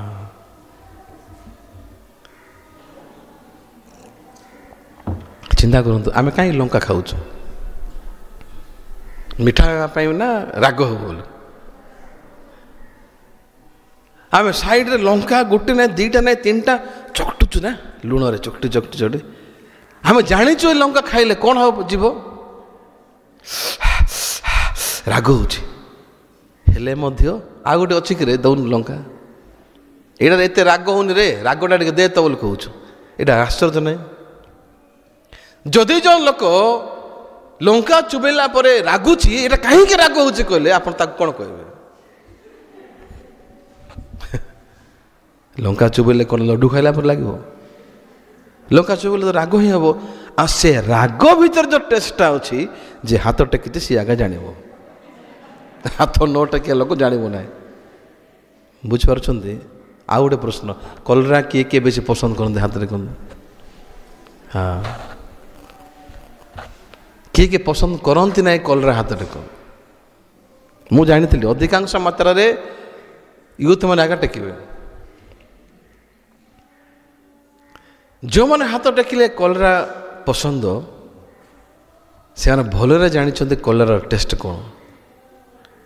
ନାଇଁ, ଯେଉଁ ଲୋକମାନେ ସଂକୀର୍ଣ୍ଣ ଦ୍ୱାର ଦେଇକି ଚାଲି ଯାଉଛନ୍ତି, କଷ୍ଟ ହେଉଛି ନା, କିନ୍ତୁ କାହିଁ ଯାଉଛନ୍ତି ସେ କଷ୍ଟ ରାସ୍ତାରେ? ସେମାନେ ସଂକୀର୍ଣ୍ଣ ରାସ୍ତାରେ, ମାନେ ଛୋଟ ରାସ୍ତାରେ ଯିବା ଲୋକ ଭାବନ୍ତୁ ନାହିଁ ସେମାନେ ଖାଲିରେ ଏମିତି ପଳାଉଛନ୍ତି। ଯଦିଓ ପ୍ରେଜେଣ୍ଟ ସିଚୁଏସନରେ କଷ୍ଟ ହେଉଛି, ଚାଲିବା ପାଇଁ କଷ୍ଟ ହେଉଛି, କିନ୍ତୁ ଗୋଟେ ବିଷୟ ପାଇଁ ଯାଉଛନ୍ତି, ସେମାନେ ଜାଣିଛନ୍ତି ଶେଷରେ କେଉଁଠି ପହଞ୍ଚିବେ? ସେମାନେ ଜୀବନରେ ପହଞ୍ଚିବେ। କିନ୍ତୁ ଯେଉଁ ଲୋକ ପ୍ରଶସ୍ତ ରାସ୍ତାରେ ଯାଉଛନ୍ତି, ଅସାର ରାସ୍ତାରେ ଯାଉଛନ୍ତି, ପ୍ରେଜେଣ୍ଟ ସିଚୁଏସନରେ ଭଲ ଲାଗୁଛି ତାଙ୍କୁ, କାହିଁ ସେମାନେ ଯାଉଛନ୍ତି? ପ୍ରଶସ୍ତ ରାସ୍ତାରେ ଭଲ ଲାଗୁଛି ବୋଲି ନାହିଁ, କାହିଁ ଯାଉଛନ୍ତି ସେ ରାସ୍ତାରେ ଜାଣିଛନ୍ତି? ସେମାନେ ଜାଣିନାହାନ୍ତି ଶେଷରେ କ'ଣ ଅଛି ସେଠି? ସର୍ବନାଶ ଅଛି। ସେମାନେ ଯିବେ ପ୍ରେଜେଣ୍ଟ ସିଚୁଏସନକୁ ଦେଖିକି। ହଁ, ଯଦି ମୁଁ ଏଇ କଲରା ବିଷୟ ଆର ଲଙ୍କା ବିଷୟ କହୁଛି, ତାହେଲେ ଏଇଟା ବିଷୟ ସହିତ ଆମେ ଜଡ଼ିତ କରିବା, ତାହେଲେ ଆମର ଆତ୍ମିକ ଜୀବନକୁ ସମାନ ଜିନିଷ। ପ୍ରଭୁ ବିଭିନ୍ନ ପ୍ରକାର ପରିବା ଦେଇଛନ୍ତି ଆମକୁ ଖାଇବା ପାଇଁ। ମୋର ୟଙ୍ଗ ଟାଇମ୍ରେ ମୋତେ ବାଇଗଣ, ଜହ୍ନି, ଭେଣ୍ଡି, ମୋତେ ବଡ଼ ବିଜାର ଏଗୁଡ଼ାକ। ଖାସ୍ କରିକି ଯେଉଁଦିନ ଆମ ଘରେ ଭେଣ୍ଡି ଭଜା ହେଇଥିବ ବୋଲେ ମୋର ମୁହଁ ପୁରା ଶୁଖିଯିବ, ଖାଇବାକୁ ଇଚ୍ଛା ଲାଗିବନି। ଯେ ଭେଣ୍ଡି ଭଜା ଖାଇବା ପାଇଁ ଇଚ୍ଛା ଲାଗୁନଥିବ, ଆଉ କଲରା ଭଜା ବିଷୟରେ କ'ଣ କହିବି? ତାପରେ ଲାଉ ମୋତେ ପସନ୍ଦ ନଥିଲା, କି ମୁନିଙ୍ଗା ପସନ୍ଦ ନଥିଲା, କିଏ ଚୁବଉଥିବ ସେଇଟା? ମୁନିଙ୍ଗା ଶାଗ ପସନ୍ଦ ନଥିଲା। ଖାଲି ପସନ୍ଦ କ'ଣ ହେଉଥିଲା? ଯେ ଆମ ପାଟିକୁ ସ୍ୱାଦ। ଭାଇ ଭଉଣୀଙ୍କୁ ମୁଁ ଆଜି କହିବାକୁ ଚାହୁଁଛି, ପ୍ରକୃତ ଖାଦ୍ୟ କ'ଣ ଜାଣିଛନ୍ତି? ପ୍ରକୃତ ଖାଦ୍ୟ ଯାହାକି ଆମ ପାଇଁ ନିହାତି ସ୍ୱାସ୍ଥ୍ୟକର ଖାଦ୍ୟ, ଅଧିକାଂଶ ଖାଦ୍ୟ ଗୁଡ଼ାକ ସେ ଭିତରେ ପାଟିକୁ ସ୍ୱାଦ ନ ହେବାର ଖାଦ୍ୟ ନା ନାହିଁ? ଆମେ ଜାଣିପାରିବା, ଆମେ କ'ଣ ଗ୍ରହଣ କରିପାରିବା? ଯାହାକି ମୋ ପାଟିରେ ସ୍ୱାଦ ହେଉନି ସେ ଖାଦ୍ୟ ହିଁ ମୁଁ ଖାଇଲେ ସ୍ୱାସ୍ଥ୍ୟବାନ ହେଇକି ରହିବି। ଆଉ ଯାହା ମୋ ପାଟିକୁ ବେଶୀ ସ୍ୱାଦ ଲାଗୁଛି, ସେ ଖାଦ୍ୟ, ଅଧିକାଂଶ ଖାଦ୍ୟ ଗୁଡ଼ାକ ମୋର ଦେହ ପାଇଁ ଭଲ ନାହିଁ କହିକି ଆମମାନେ ଗ୍ରହଣ କରିପାରିବା କି? ଯଦି ଗ୍ରହଣ କରିପାରିବା ନାହିଁ ବୋଲେ ମଧ୍ୟ ସତ, ଗ୍ରହଣ କଲେ ମଧ୍ୟ ସତ। ଯେତେବେଳେ ଲୋକମାନଙ୍କୁ ଡେଙ୍ଗୁ ଜ୍ୱର ହେଉଛି, ତାହେଲେ ସେମାନଙ୍କୁ ରେକମେଣ୍ଡ କରାଯାଉଛି କ'ଣ ପିଇବା ପାଇଁ? କ'ଣ ପତ୍ର ବାଟିକି ପିଇବା ପାଇଁ? ହଁ, ଅମୃତଭଣ୍ଡା, ପପେୟାର ପତ୍ରକୁ ବାଟିକି ପିଇବା ପାଇଁ। ମୁଁ ଯେତେବେଳେ ପିଇଥିଲି ଏଇଟା ପପେୟା ପତ୍ରର ଜୁସ୍, କୁହନ୍ତୁ ନାହିଁ ଲିମ୍ବ ପତ୍ରଠୁ ଆହୁରି ଅଧିକ ପିତା ଏଇଟା। କିନ୍ତୁ ଏ ଅମୃତଭଣ୍ଡାର ପତ୍ର ବାଟିକି ପିଇଲେ ଡେଙ୍ଗୁର ଜୀବାଣୁକୁ ଏଇଟା ଆକ୍ରମଣ କରିବ, ମାରିବା ପାଇଁ। ମ୍ୟାଲେରିଆ ଜ୍ୱର ଯଦି ହେଉଛି, ତାହେଲେ ସେ ଗଙ୍ଗଶିଉଳି ପତ୍ର ବାଟିକି ଆମକୁ ପିଇବା ପାଇଁ ଦେଉଥିଲେ ଆଗରେ, କନଭାଗିରେ, ରାଜଭାଇଙ୍କ ବାପା। କିନ୍ତୁ ଏଇଟା ମୋତେ ବହୁତ ପିତା ଭଲ ଲାଗୁଛି। ମୋତେ ଲାଗୁଛି ସାମ୍ନାରେ ବୟା ପିଲା ଲାଉ ମାନେ କ'ଣ ସେଇଟା ବି ଜାଣିନଥିବେ। ସତରେ ଲାଉ ମାନେ କ'ଣ? ହଁ, କିନ୍ତୁ ଲାଉର ଭେଜିଟେବଲ୍ ପରିବା କେତେ ଭଲ ଆମ ପାଇଁ, ଦେହ ପାଇଁ। ମୁନିଙ୍ଗାର ଶାଗ ଟିକେ ପିତା ପିତା ଲାଗେ, ସେଇଟା ମଧ୍ୟ କେତେ ଆମ ପାଇଁ ବେନିଫିଟ୍ ଆମର ହେଲ୍ଥ ପାଇଁ ନା। ସେମିତି ଭାଇ ଭଉଣୀ ଆଜି କହିବାକୁ ଚାହୁଁଛି, ଯେମିତି ଏ ଖାଦ୍ୟର ସବୁ ସ୍ତର ଗୁଡ଼ାକ ଅଛି, ଆମର ଆତ୍ମିକ ଜୀବନରେ ମଧ୍ୟ ଆମମାନେ ସେମିତି ଖାଦ୍ୟ ଖାଇବାକୁ ପଡ଼ିବ। ଲାଉ ଖାଇଲା ବେଳେ କିଛି ଟେଷ୍ଟ ଲାଗୁନି ମାଂସଠୁ ଅଧିକ। କଲରା ଖାଇଲା ସମୟରେ ଆମକୁ କଷ୍ଟ, ଆମକୁ ଟେଷ୍ଟ ଲାଗୁନି, ପିତା ଲାଗୁଛି। ସେମିତି କ'ଣ ଆମମାନେ କ୍ରୋଧକୁ ଖାଇପାରିବା? ଅଭିଯୋଗକୁ ଡାଇଜେଷ୍ଟ କରିପାରିବା? ରାଗକୁ ହଜମ କରିପାରିବା ପାଇଁ ଶକ୍ତି ଅଛି କି? ନିଜକୁ ମିଥ୍ୟାବାଦୀ, ନିଜକୁ ଦୁଷ୍ଟ ଲୋକ, ନିଜକୁ ଖରାପ ଲୋକ ବୋଲି ହଜମ କରିବାର ମୋ ପାଖରେ ପ୍ରକ୍ରିୟା ଅଛି କି? ଶତ୍ରୁକୁ ପ୍ରେମ କରିବାର ପ୍ରକ୍ରିୟା ମୋ ପାଖରେ ତିଆରି ହେଇଛି କି? ଷ୍ଟିଫାନ ପରି ଯେଉଁମାନେ ଶତ୍ରୁତା କଲେ, ଯେଉଁମାନେ ପଥର କାଢ଼ିକି ମାରିଲେ, ତାଙ୍କୁ କ୍ଷମା ଦେବାର ଖାଦ୍ୟ ପ୍ରସ୍ତୁତ ଅଛି କି? ତାହା କେତେ ଯେ ଗୁରୁତ୍ୱପୂର୍ଣ୍ଣ ଆମର ଆତ୍ମିକ ଜୀବନ ପାଇଁ। ସେଥିପାଇଁ ଆମର ଦୈନନ୍ଦିନ ଜୀବନରେ ଆମେ ଯଦି ପରମେଶ୍ୱରକୁ ନ ନେଇକି ବଞ୍ଚିବା, ପ୍ରଭୁଙ୍କ ସହିତ ଆମେ ବଞ୍ଚିବା ନାହିଁ, ତାହେଲେ ସମସ୍ୟା ହେଇଯିବ। ଫୁଟବଲ କୋର୍ଟରେ ଯଦି ଆମେ କ୍ରିକେଟ ବ୍ୟାଟ୍ ଧରିବା, କେମିତି ଖେଳ ହେବ? ହେଇପାରିବ? ହେବ ନାହିଁ। ପ୍ରଭୁ ଆମ ସହିତ ଯେଉଁ କଥାବାର୍ତ୍ତା ହେବା ପାଇଁ ଚାହୁଁଛନ୍ତି, ପ୍ରଭୁ ଆମ ସହିତ ଯେଉଁ କାମ କରିବାକୁ ଚାହୁଁଛନ୍ତି, ସେ କାମ ଗୁଡ଼ାକ ଯଦି କରିବା ପାଇଁ ଆମେ ଚାହୁଁନୁ, ସେ ବିଷୟ ଗୁଡ଼ାକ ଆମର ଆଡ଼କୁ ଯଦି ଇଣ୍ଟରେଷ୍ଟ ନାହିଁ, ତାହେଲେ ମୋ ପାଇଁ ତାହା ବୋରିଂ ଷ୍ଟୋରି ହେଇଯିବ, ହଇରାଣ ହେଇଯିବ। କିନ୍ତୁ ପରମେଶ୍ୱର ସ୍ପଷ୍ଟ ଭାବରେ କ'ଣ କହୁଛନ୍ତି? ପ୍ରଥମେ ତୁମେ ତାଙ୍କର ଧାର୍ମିକତା, ତାଙ୍କ ରାଜ୍ୟକୁ ତୁମେ ଅନ୍ୱେଷଣ କର, ତମର ଯାହା କିଛି ତୁମକୁ ଦରକାର ସମସ୍ତ ବିଷୟ ତୁମକୁ ଦିଆଯିବ। ଲେଖା ହେଇଛି ନା? ମୁଁ କହିବାକୁ ଚାହୁଁଛି, ଅଧିକରୁ ଅଧିକ ମାତ୍ରାରେ ଭଲରେ ରହିବା ପାଇଁ, ସ୍ୱାସ୍ଥ୍ୟବାନ ରହିବା ପାଇଁ ଆମକୁ ଆମର ଲାଇଫକୁ ଆମମାନେ ଚିନ୍ତା କରିକି ବଞ୍ଚିବାକୁ ପଡ଼ିବ। ମୁଁ କ'ଣ କ'ଣ ଖାଇବା ଦରକାର, କ'ଣ କ'ଣ ପିଇବା ଦରକାର, ତାହା ବହୁତ ଯତ୍ନ ସହକାରେ ମୁଁ ଚିନ୍ତା କରିବାକୁ ପଡ଼ିବ। ସେମିତି ମୋର ହୃଦୟ ଭିତରେ ମୁଁ କ'ଣ କ'ଣ ମୋ ପାଖରେ ମୁଁ ସଂଗ୍ରହ କରିବା ଆବଶ୍ୟକ ଅଟେ। ଯେତେ ଲୋକ ମଧ୍ୟ ପ୍ରଭୁଙ୍କ ଲୋକମାନେ ଏ ଜାଗାରେ ବାଇବଲ ଆମେ ପାଉଛୁ, ଏ ଲୋକମାନଙ୍କର ଜୀବନରେ ଯୀଶୁ ଖ୍ରୀଷ୍ଟ ପ୍ରକାଶ ପାଉଛନ୍ତି। ପରମେଶ୍ୱର ଯେତେବେଳେ ପ୍ରକାଶ ପାଉଛନ୍ତି ଏମାନଙ୍କ ଦ୍ୱାରା, କେମିତି ମାଧ୍ୟମରେ? ଲୁଣ ତାର ସ୍ୱାଦ କେତେବେଳେ ଦେଇପାରିଥାଏ? ନିଜର ଆକାରକୁ ନ ହରେଇଲେ ଲୁଣର ସ୍ୱାଦ ବାହାରିବ କି? ବାହାରିବ ନାହିଁ ନା। ଲୁଣ ତାର ସ୍ୱାଦ ଦେବା ପାଇଁ ନିଜର ଆକାରକୁ ହରେଇଲେ ହିଁ ସ୍ୱାଦ ବାହାରିବ। ଆଉ ସେ ବିଷୟକୁ ଯୀଶୁ କହୁଛନ୍ତି କ'ଣ ବୋଲି? ତୁମମାନେ ହେଉଛ ପୃଥିବୀର ଲବଣ। ମୁଁ ଯଦି ରାଇଟର ହେଇଥାନ୍ତି ବାଇବଲରେ, ତୁମମାନେ ହେଉଛ ଜଗତର ମହୁ ଲେଖିଥାନ୍ତି, ମୁଁ ତୁମମାନେ ହେଉଛ ଜଗତର ରସଗୋଲା ଲେଖିଥାନ୍ତି, ତୁମମାନେ ଜଗତର ଗୁଲାବଜାମୁ ଲେଖିଥାନ୍ତି, ତୁମମାନେ ଜଗତର ସେଉ ବୁନ୍ଦି ଲେଖିଥାନ୍ତି, ଭଲ ହେଇଥାନ୍ତି। ମୁଁ ଯଦି ରାଇଟର ହେଇଥାନ୍ତେ ବୋଲେ, ଯୀଶୁ ଭୁଲ କଲେ ଗଧ ଉପରେ ନ ଚଢ଼ିକି ତମେ ବାଘ, ମହାବଳ ବାଘରେ ଚଢ଼ିଥିଲେ ସିନା ଭଲ ହେଇଥାନ୍ତା। କାହିଁକି ସେମିତି କଲେ ଯୀଶୁ? ତମମାନେ ପୃଥିବୀର ଲବଣ ବୋଲି ଲେଖା ହେଇଛି ବାଇବଲରେ। କ'ଣ ଅର୍ଥ ଏଇଟା? ତାର ଅର୍ଥ ହେଉଛି ଯେ ଆମେ ଲବଣ ଯେମିତି ନିଜର ଆକାରକୁ ହରେଇଲେ ସ୍ୱାଦ ବାହାରୁଛି, ସେମିତି ଆମମାନେ ଆମର ଶରୀରର ଆକାର, ଆମର ଯଦି ଆମର ଆକାରକୁ ଯଦି ଆମେ ହରେଇବା, ଯୀଶୁଙ୍କର ସ୍ୱାଦ ବାହାରିବ। ଆମେନ୍। ହେଲେ ଯୀଶୁଙ୍କ ସ୍ୱାଦ ବାହାରିବ ଆମମାନଙ୍କ ଦ୍ୱାରା। ଯଦି ଆମେ ଆମର ଆକାରକୁ ହରେଇବା ନାହିଁ, ବେଳେବେଳେ ଆମଲେଟ୍ରେ ଗୋଟେ ନିର୍ଦ୍ଦିଷ୍ଟ ଜାଗାରେ ଏମିତି ଲୁଣ ଲାଗିବ ଯେ, ଏକ୍ସପିରିଏନ୍ସ ଅଛି ନା ନାହିଁ? ସେ ଅଂଶକୁ କ'ଣ କରିବାକୁ ଚାହୁଁଛୁ? ଗିଳିବା ପାଇଁ ଚାହୁଁଛୁ ନା ଫିଙ୍ଗିବାକୁ ଚାହୁଁଛୁ? ପାଟିରୁ କାଢ଼ିକି ଫିଙ୍ଗିବାକୁ ଚାହୁଁଛୁ। କାହିଁକି? ସେ ଲୁଣ ସେ ଜାଗାରେ ମେଲ୍ଟ ହେଇନାହିଁ, ସେମିତି ନିଦା ହେଇକି ରହିଯାଇଛି। ସେମିତି ଭାଇଆର ଭଉଣୀମାନେ, ଆମର ହୃଦୟ ଭିତରେ ମଧ୍ୟ ଯୀଶୁଙ୍କୁ ବୃଦ୍ଧି ପାଇବାକୁ ପଡ଼ିବ। ଆମର ବାସ୍ତବିକ ପ୍ରାକ୍ଟିକାଲ ଲାଇଫରେ मोर जीवन काल भितर प्रभु मते एमती एमती विषय गुड़ाक सामना करेले जो विषय को पार करने मो पाखे शक्ति नथिला। आम आई डोमिनेटिंग और आई एम डोमिनेट। मु जदि ए विषय को चिंता करुच ताले हाँ प्रभुंकर हृदय रे मुझे बंचीबी ताले से प्रभुंकर हृदय मत बन पार समस्त विषय को डोमिनेट करने। जन को प्रतिशोध नेबार अर्थ नाई जीतवाटा, जन को क्षमा देवा, जन को भल पाइबाटा होची प्रकृत जीतवाटा। आमेन। परमेश्वर अब्राहम को भल पाइले, परमेश्वर जोसेफ को भल पाइले, परमेश्वर मार्था मरियम लाजार को भल पाइले, प्रभु मते भल पाइले। मो परी दुष्ट लोक, मो परी कदर्ज लोक, मो परी मिथ्यावादी लोक, मो परी सबुठार मंद लोक को प्रभु भल पाइले। से दिन जीशु को सामने पितर भो भो होकर कांदिले। माथ्यू 26 पर्वर 75 पदर लिखाई जोड़े के पढ़े कि 75 पदर माथ्यू 26 पर्वर 26 पर्वर 75 पद।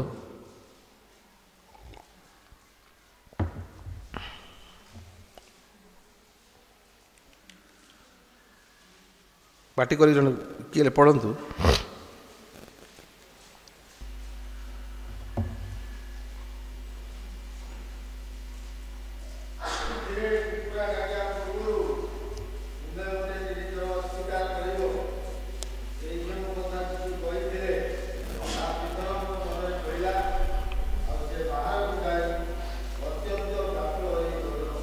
हाँ पितर अत्यंत व्याकुल हो से कांदुंट लिखाई ना।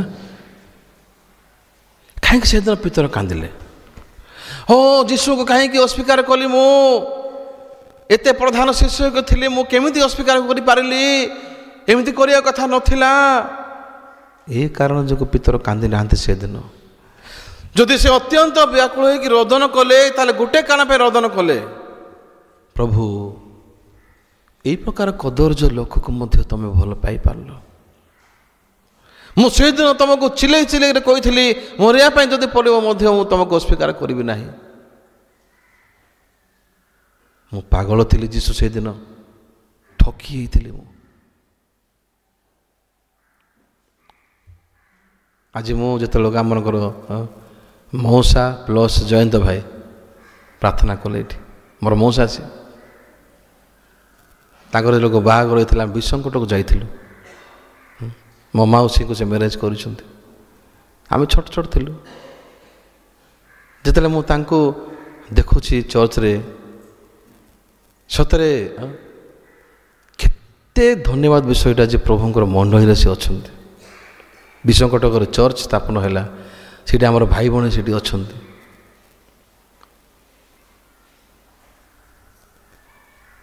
किंतु जिते मु ए विषय चिंता करुच्ची सतरे ए वर्ष मान भितर परमेश्वर तांको जीवन रे कौन कौन काम कर आसिले प्रभु तांको परित्राण देले प्रभु तांको चर्च को आणले मो मौसी को चर्च को आणले तेरे मुझे जो परित्राण पाई से दिन मु राति 2टार आम घर को जाइली आ बापा सहित आमर लीला मौसी बापा आम अजा से शुई दीज मो बापा अजा से आबा मत कहले तू भूल रास्तार जाऊँ रे ये ठीक ना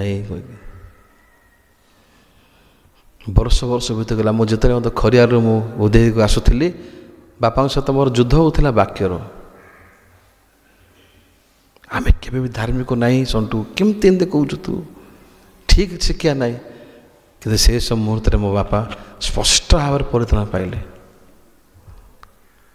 आ मत कहले सतरे मु धार्मिक हेली जीशु मत धार्मिक कर विश्वास करुच्ची संटू जो दिन मो बापा चलीगले से दिन आम रिट्रीट चलता पास्टर पाँकर मीटिंग चलता ऑनलाइन रे रिट्रीट चलता पास्टर पाँकर वाक्य चलला बेलू मोर हृदय हठात चिंता आसला मोटे बापा सहित कथा हेले केमती हो मो बड़ भाई को मु वीडियो कॉल कली आ मो बापा को वीडियो कॉल रे मु देखली कथा भी हो पार नथिला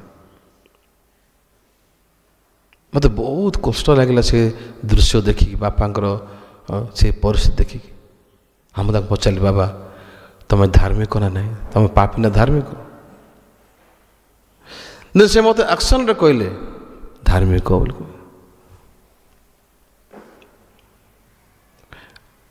ସୁସମାଚାରକୁ ଆଉ ଥରେ ଟିକେ ପ୍ରଚାର କଲେ। ମୁଁ ସେଇଦିନ ରାତିରେ ହିଁ ବାପା ଚାଲିଗଲେ। ରାତି 12ଟାରେ ମୁଁ ପାଷ୍ଟରଙ୍କୁ ଫୋନ୍ କଲି, ପାଷ୍ଟର ଅମାନରେ ଥିଲେ। ପାଷ୍ଟର ମୋତେ କହିଲେ, କାନ୍ଦିନା ଶୁଣୁ, ତୋ ବାପା ପ୍ରଭୁଙ୍କର କୋଳକୁ ବେଷ୍ଟ ଜାଗାକୁ ଚାଲିଗଲେ, ଶାନ୍ତିର ଜାଗାକୁ ଚାଲିଗଲେ, ଆଉ ଆମେ ସମସ୍ତେ ମଧ୍ୟ ସେଠିକୁ ଯିବା। ଆଉ ଥରେ ତୋ ବାପାଙ୍କୁ ତୁ ଭେଟିବୁ ସ୍ୱର୍ଗରେ। ତୋ ବାପାଙ୍କ ପରି ଆହୁରି ଅନେକ ଲୋକ ଦୁନିଆରେ ଅଛନ୍ତି ଯାହାକୁ ତୁ ସୁସମାଚାର ପ୍ରଚାର କରିବାକୁ ପଡ଼ିବ। ଭାଇ ଭଉଣୀ ଜାଣିଛନ୍ତି କାହିଁକି ପ୍ରଭୁ ମୋତେ ଭାଙ୍ଗିଲେ ଚର୍ଚ୍ଚରେ? କାହିଁକି ପ୍ରଭୁ ମୋତେ ମିଥ୍ୟାବାଦୀ କଲେ? କାହିଁକି ମୋତେ ଚୋର କଲେ? କାହିଁକି ମୋତେ କଦର୍ଯ୍ୟ କଲେ, ଚର୍ଚ୍ଚ ପ୍ରକାଶ କଲେ? ମୋତେ ରାଗିବା ପାଇଁ ନାହିଁ। ଲୁଣ ଯଦି ତାର ଆକାର ହରେଇବ ନାହିଁ, ସ୍ୱାଦ କେମିତି ଦେବ? ମୁଁ ଯଦି ମୋର ଆକାରକୁ ଧରିକି ରହିବି, ମୁଁ ରାଗିବି, ମୁଁ କ୍ରୋଧ କରିବି, ମୁଁ ବିଚାର କରିବି, ଜୋର ଯାର ମୂଲକ ତାର ମୁଁ କଥା ହେବି, ଇଏ ମୋତେ ସେମିତି କହିଲା ମୁଁ ତାକୁ ଛାଡ଼ିବି ନାହିଁ, ସିଏ କାହିଁକି ମୋତେ ସେମିତି କହିଲା, ଏ ଦୁନିଆରେ ଯଦି ମୁଁ ବଞ୍ଚିବି ତାହେଲେ ପାଷ୍ଟର କେମିତି ହେଇପାରିବି? ଯୋସେଫ ଯଦି ନାନା ରଙ୍ଗର ବସ୍ତ୍ର ପିନ୍ଧିକି ମିଶରରେ ସେବା କାମ କରିବ, ତାହେଲେ କେମିତି ସେବା କରିପାରିବ ଲୋକକୁ ସେ ଦୁର୍ଭିକ୍ଷ ଟାଇମରେ?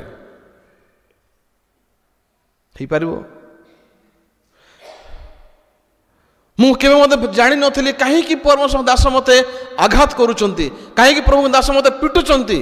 ଗୋଟେ ସୁନା ଦୋକାନରେ ଗୋଟେ ସୁନାରୀ ନିଆଁର ହିଟ୍ ଟେମ୍ପରେଚର ଦ୍ୱାରା ସୁନାକୁ ସେ ବନଉଛି। ହାତୁଡ଼ିରେ ପିଟି ପିଟି ପିଟି ପିଟି ସୁନା, ସୁନ୍ଦର ସୁନା ବନଉଛି ନା। ପରମେଶ୍ୱର ଆମ ଜୀବନରେ ଆମକୁ ଭାଙ୍ଗୁନାହାନ୍ତି ଆମକୁ ଘୃଣା କରିବା ପାଇଁ। ପ୍ରଭୁ ଆମକୁ ମିଥ୍ୟାବାଦୀ କରୁନାହାନ୍ତି। ପ୍ରଭୁ ଆମକୁ ବିଚାର କରିବାର ମନରେ କରୁନାହାନ୍ତି। ଯଦି ଆମେ ଆମର ଆକାରକୁ ହରେଇବା, ଆଉ ଯୀଶୁ ଖ୍ରୀଷ୍ଟଙ୍କ ସ୍ୱାଦ ଯଦି ଆମ ଭିତରେ ବାହାରିବ, କେତେ ଯେ ମୂଲ୍ୟବାନ ବିଷୟ ଏଇଟା। ଆମେ ସତରେ ନା ନାହିଁ? ହେଲେ ଆମର ଲାଇଫ୍ କ'ଣ? ଆମର ଜୀବନ ହେଉଛି ନିଜ ପାଇଁ ଚିନ୍ତା ଅଧିକ କଲା ପରିବର୍ତ୍ତେ ଆମମାନେ ଗୋଟେ ଆତ୍ମା ପାଇଁ ଚିନ୍ତା କରିବାଟା। ଜଣଙ୍କ ବିଷୟରେ ଆମମାନେ ଅଧିକ ଗୁରୁତ୍ୱପୂର୍ଣ୍ଣ ଦେବାଟା, କେମିତି ତାର ହୃଦୟ ଭିତରେ ଈଶ୍ୱରଙ୍କର ବାକ୍ୟ ପ୍ରବେଶ କରିବ, କେମିତି ସେ ପ୍ରଭୁ ଯୀଶୁଙ୍କୁ ଭେଟି ପାରିବ। ତାଲିମ ଗୋଟେ ସମୟ ନାହିଁ, ଆରାମ ଭାବରେ ଠିକ୍ ଦ୍ୱାରା ଆମର ଜୀବନ ଚାଲିବ। ଟ୍ରେନିଂର ଡିଫରେଣ୍ଟ ନାଁ ହେଉଛି ତାଲିମର ଅନ୍ୟ ଅର୍ଥ ହେଉଛି ଆମକୁ ଭାଙ୍ଗିବାକୁ ପଡ଼ିବ, ଆମକୁ ପ୍ରକାଶ ପାଇବାକୁ ପଡ଼ିବ, ଆମକୁ ତୁଚ୍ଛୀକୃତ ହେବାକୁ ପଡ଼ିବ, ଆମକୁ ଗାଳି ଶୁଣିବାକୁ ପଡ଼ିବ। ଏଇଟା ହେଉଛି ତାଲିମ। ତାପରେ ଆମମାନେ ମିନିଷ୍ଟ୍ରି କରିପାରିବା, କି ଆମମାନେ ଜବ୍କୁ ଯିବା, କି ଆମ କର୍ମକ୍ଷେତ୍ରରେ ଆମମାନେ କାମ କରିବା। କେମିତି? କାହିଁକି ପ୍ରଭୁ ଯୀଶୁ ୟୁଜ୍ କଲେ ଲୁଣ ବିଷୟରେ ଆମକୁ ତୁଳନା କଲେ? ତୁମମାନେ ପୃଥିବୀର ଲବଣ। ଲବଣ ଯଦି ସ୍ୱାଦ ବି ନ ହୁଏ, ତାହା ଖତ ଗଦାରେ ପକାଯିବ, ୟୁଜ୍ ନାହିଁ ତାର। ଯେତେ ଅଧିକ ଆପଣ ନିଜର ଆକାରକୁ ହରେଇବେ, ସେତେ ଅଧିକ ଆପଣଙ୍କର ମୁଖରୁ, ଆପଣଙ୍କ ଜୀବନରୁ ଯୀଶୁଙ୍କର ସ୍ୱାଦ ବାହାରିବ। ଆମେନ୍। ବୁଝିପାରୁଛନ୍ତି ଭାଇ ଭଉଣୀ? ଯେତେ ଅଧିକ ଆପଣ ନିଜର ଆକାରକୁ ଆପଣ ଆହୁରି ନିନ୍ଦା କରିବେ, ଷ୍ଟ୍ରଙ୍ଗ କରିବେ, ସେ ଆକାରକୁ ନ ହରେଇକି ଯୀଶୁଙ୍କର ସ୍ୱାଦ ଧୀରେ ଧୀରେ ବଢ଼ିବ ନାହିଁ, କମିଯିବ।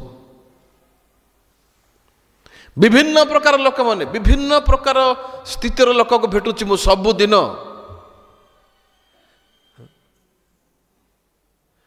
ବିଭିନ୍ନ ଷ୍ଟାଣ୍ଡାର୍ଡ ଲୋକକୁ ଭେଟିଥାଏ ମୁଁ। ରାଗି ଲୋକକୁ, ନମ୍ର ଲୋକକୁ, ବିଚାର କରିବା ଲୋକକୁ, ବିଭିନ୍ନ ପ୍ରକାର ଲୋକ।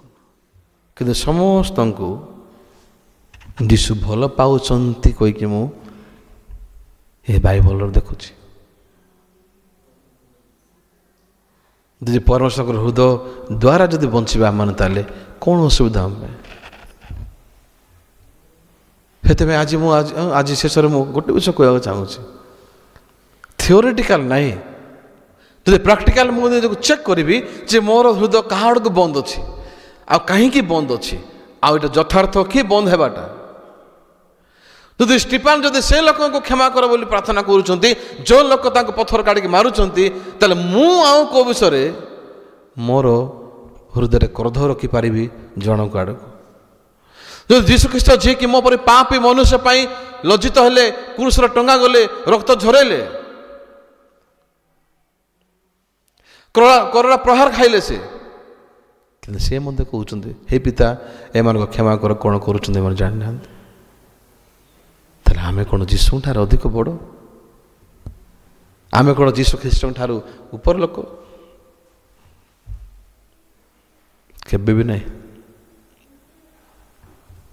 ताले आज आमने जिहोस्य पुस्तक पढ़ीचु ये जिहोस्य पुस्तक प्रभु आमको केते मूल्यवान प्रतिज्ञा देइछु ए देखंतु कोन लिखाई जे 3 पद लिखाई जे स्थान रे तुम को तळिपा पड़िबो से सब स्थान मोसा प्रति सदाप्रभु वाक्य अनुसार आबे तुम मान को देबु लिखाई ना देलु लिखाई जे स्थान रे तुम मान को तळिपा पड़िबो से सब स्थान मोसा प्रति सदाप्रभु वाक्य अनुसार आंभे तुम को देलु प्रांतर वो लिबानन ठारू महानदी अर्थात फरात नदी पर्यंत हित्य मान समस्त देश पुणी सूर्यास्त दिगरे महासमुद्र पर्यंत तुम मान सीमा हेब हालेलुया हाँ मु विश्वास करुँच गोटे विषय 5 पद लिखाई तुम्हार जाब जीवन तुम सम्मुखें कहीं ठिया हो पारिबो नाही आमे जेपरि मोसा संगरे थिलु सेपरि आमे तुम संगरे थिबा आमे तुम प्रति निरस्त हेबा नाही कि तुमको त्याग करिबा नाही परमेश्वर कहउछन मु तुमको केबे त्याग करिबि नाही जो जगह तुम पाद पकेबो से जगह तुमर हेला बोली कहि विश्वास करो ताले आमने केमिति को हृदय क्या धरी गले से जगह आमर हो प्रभु आमको आदेश देइथिबा सुसमाचार को प्रचार करवाटा ये सुसमाचार हूँ प्रभुंर सबुठ बड़ दुर्बलता ए सुसमाचार निमंते मु उड़ा जहाज बसिक जाई पारली ए सुसमाचार निमंते मु ए चर्च को भेटली ए सुसमाचार निमंते आज मु प्रभु दास होइली ए सुसमाचार निमंते आज मु ए स्वास्थ्यवान शरीर को पाइली ए सुसमाचार निमंते आज मु हजार हजार भाई बहन को मत पाई अछि प्रभु ए सुसमाचार निमंते समग्र पृथ्वी रे जो जगह को जीवा माने से जगह आमर बोली प्रभु कहते आमेन कौन असुविधा ताले यदि प्रभु मो सहित अच्छा प्रभु मो सहित अच्छा मोर समस्या कौन तले देखु 6 पद चलते आम समस्त बड़ पाटी कर पढ़ा तुम्भे बलवान और साहसिक हुओ कारण एमान पूर्व पुरुष गण निकटरे जो देश देवाक आम्भे शपथ करियो ताहा तुम्भे एमान अधिकार कराइब तापर आमने 9 पद देखा माने आम्भे कि तुमको आज्ञा देना हो बलवान हुओ और साहसिक हो त्रासयुक्त हुओ नहीं कि हताश हुओ नहीं कारण तुम्हें जो आड़े जीव सदाप्रभु तुम परमेश्वर तुम संगी हेबे आमेन प्रभु मो सहित अच्छा वर्तमान एबे राइट नाउ वर्तमान प्रभु अच्छा मो सहित जुआड़े मत जीवी मु प्रभु मो सहित जाऊँ जोटे मत शुइबी जोटे बसली जोटे खाइली प्रभु अच्छा मो सहित मु कोने वाक्य कहूँ देला डाइनार बहुत जो समस्या अच्छी शरीर ता सहित से खोटरे प्रभु अच्छा ना ना देखा जाऊनी आखि आगे आमेन प्रभु ता सहित अच्छा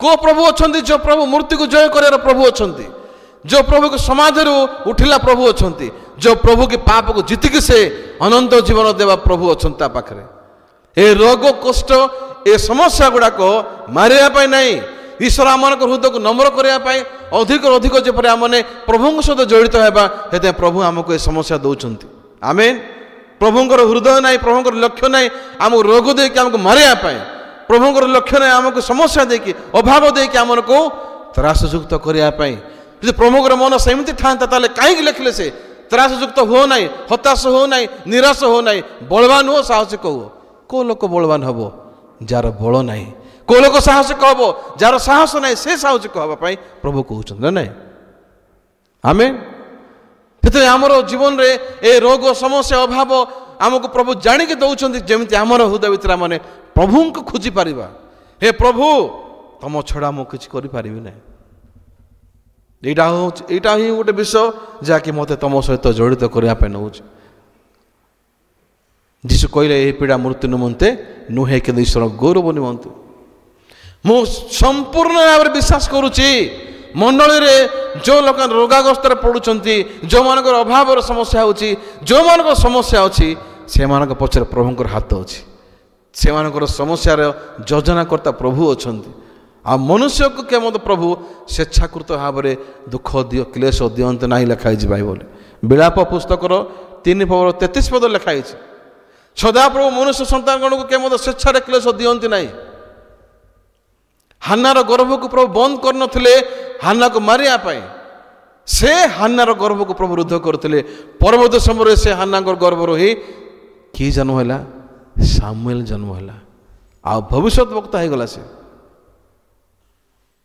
ଆଜି ଈଶ୍ୱର ଆମକୁ କ'ଣ କହିବାକୁ ଚାହୁଁଛନ୍ତି? ହତାଶ ହୁଅ ନାହିଁ, ନିରାଶ ହୁଅ ନାହିଁ, ତ୍ରାସଯୁକ୍ତ ହୁଅ ନାହିଁ, ସାହସିକ ହୁଅ, ବଳବାନ ହୁଅ ପ୍ରଭୁଙ୍କ ବାକ୍ୟରେ। ଆଗକୁ ପାଦ କାଢ଼। ଏ ଶରୀରର ପଚା ସଢ଼ା ଶରୀରକୁ ଦେଖ ନାହିଁ। ଆମେ ହେଉଛୁ ଯଦି ସେ ଲବଣ, ଏ ଲବଣ ଯଦି ଆକାର ହରଉଛି, ଆମ ଶାରୀରିକ ଜୀବନ ଆକାର ଯଦି ଆମେ ହରଉଛୁ, ତାହେଲେ ଆମ ଜୀବନରେ ଯୀଶୁଙ୍କର ସ୍ୱାଦ ବାହାରିବ। ଆମେ ଯେଉଁ ଲୋକ ରାତିରେ ଶୋଉଛି ସକାଳେ ଆଶାରେ ଉଠିବା ପାଇଁ ଆଶା ରଖିକି, ତାହେଲେ ତାଠୁ ଭାଗ୍ୟମାନ ଲୋକ କିଏ ଅଛି? ଆଉ ଯଦି ଆମେ ସକାଳୁ ଯଦି ହତାଶ ହେଇକି ଉଠୁଛୁ, ତାହେଲେ ଆମ ପାଖରେ କ'ଣ ଆଉ ଅଛି ବାକି?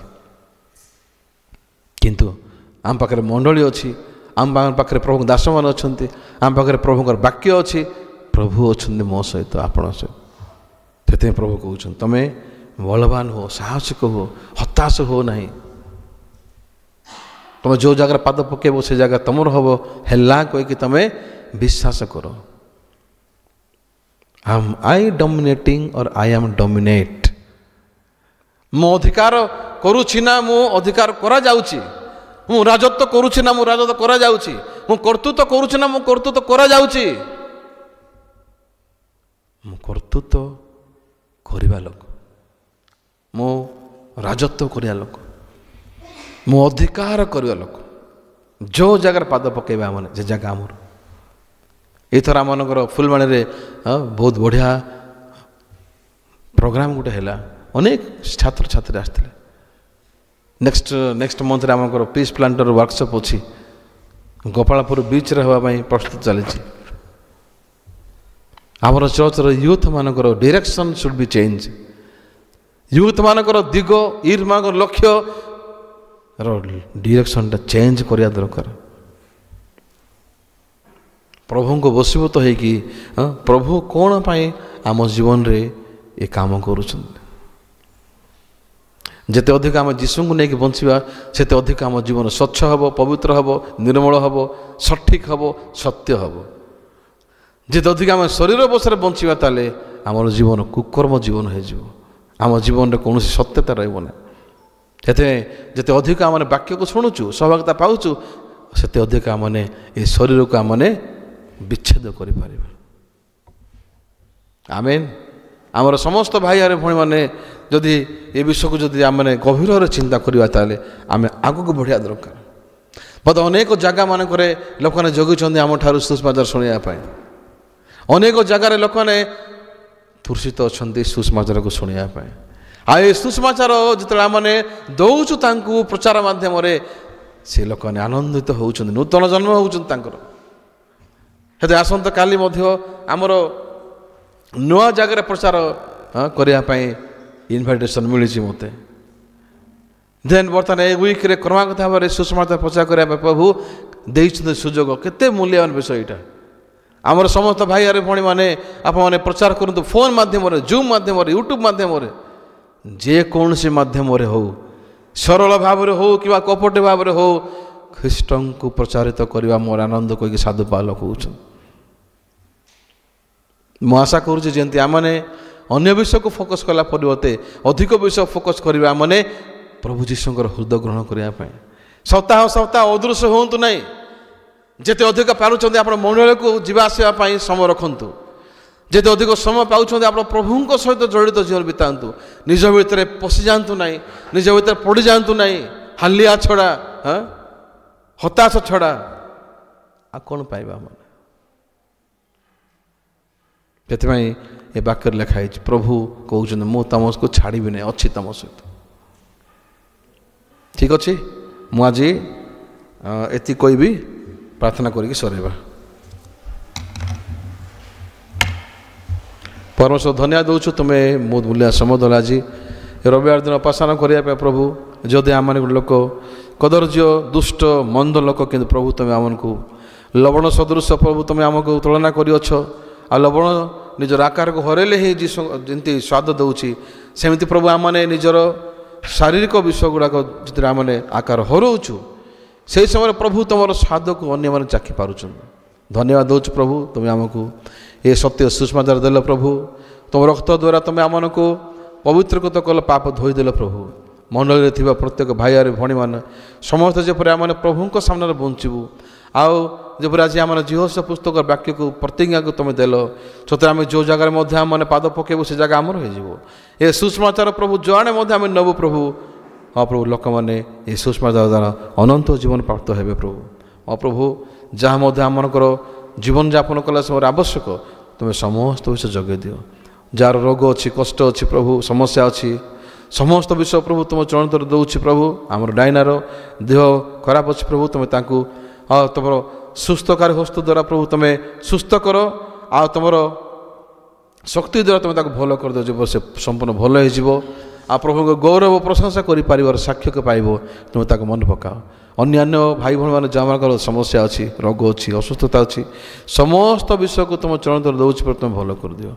ହଁ ପ୍ରଭୁ ତୁମେ ଆମମାନଙ୍କୁ ଏ ସପ୍ତାହରେ ମଧ୍ୟ ପଢ଼େଇକି ନିଅ ବୋଲି ଧନ୍ୟବାଦ ଦେଇ ଏ ପ୍ରାର୍ଥନା ରାଜ୍ୟ ଯୀଶୁ ଖ୍ରୀଷ୍ଟଙ୍କ ନାଁରେ ମାଗିଲି, ଆମେନ୍।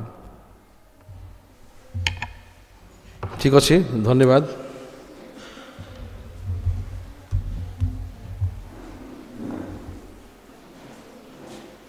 ଧନ୍ୟବାଦ। ଆମମାନଙ୍କର ଶୁକ୍ରବାର ଆମମାନଙ୍କର ରିଜନାଲ୍ ମିଟିଂ ହୁଏ, ତ ସେଇ ରିଜନାଲ୍ ମିଟିଂକୁ ଆମମାନଙ୍କର ରିଜନାଲ୍ କନଫରେନ୍ସ ଭାବରେ ରଖାଯାଇଛି। ତ ଆମମାନଙ୍କ ବିଭିନ୍ନ ଜାଗାରେ ଯେତେବେଳେ ଆମମାନଙ୍କର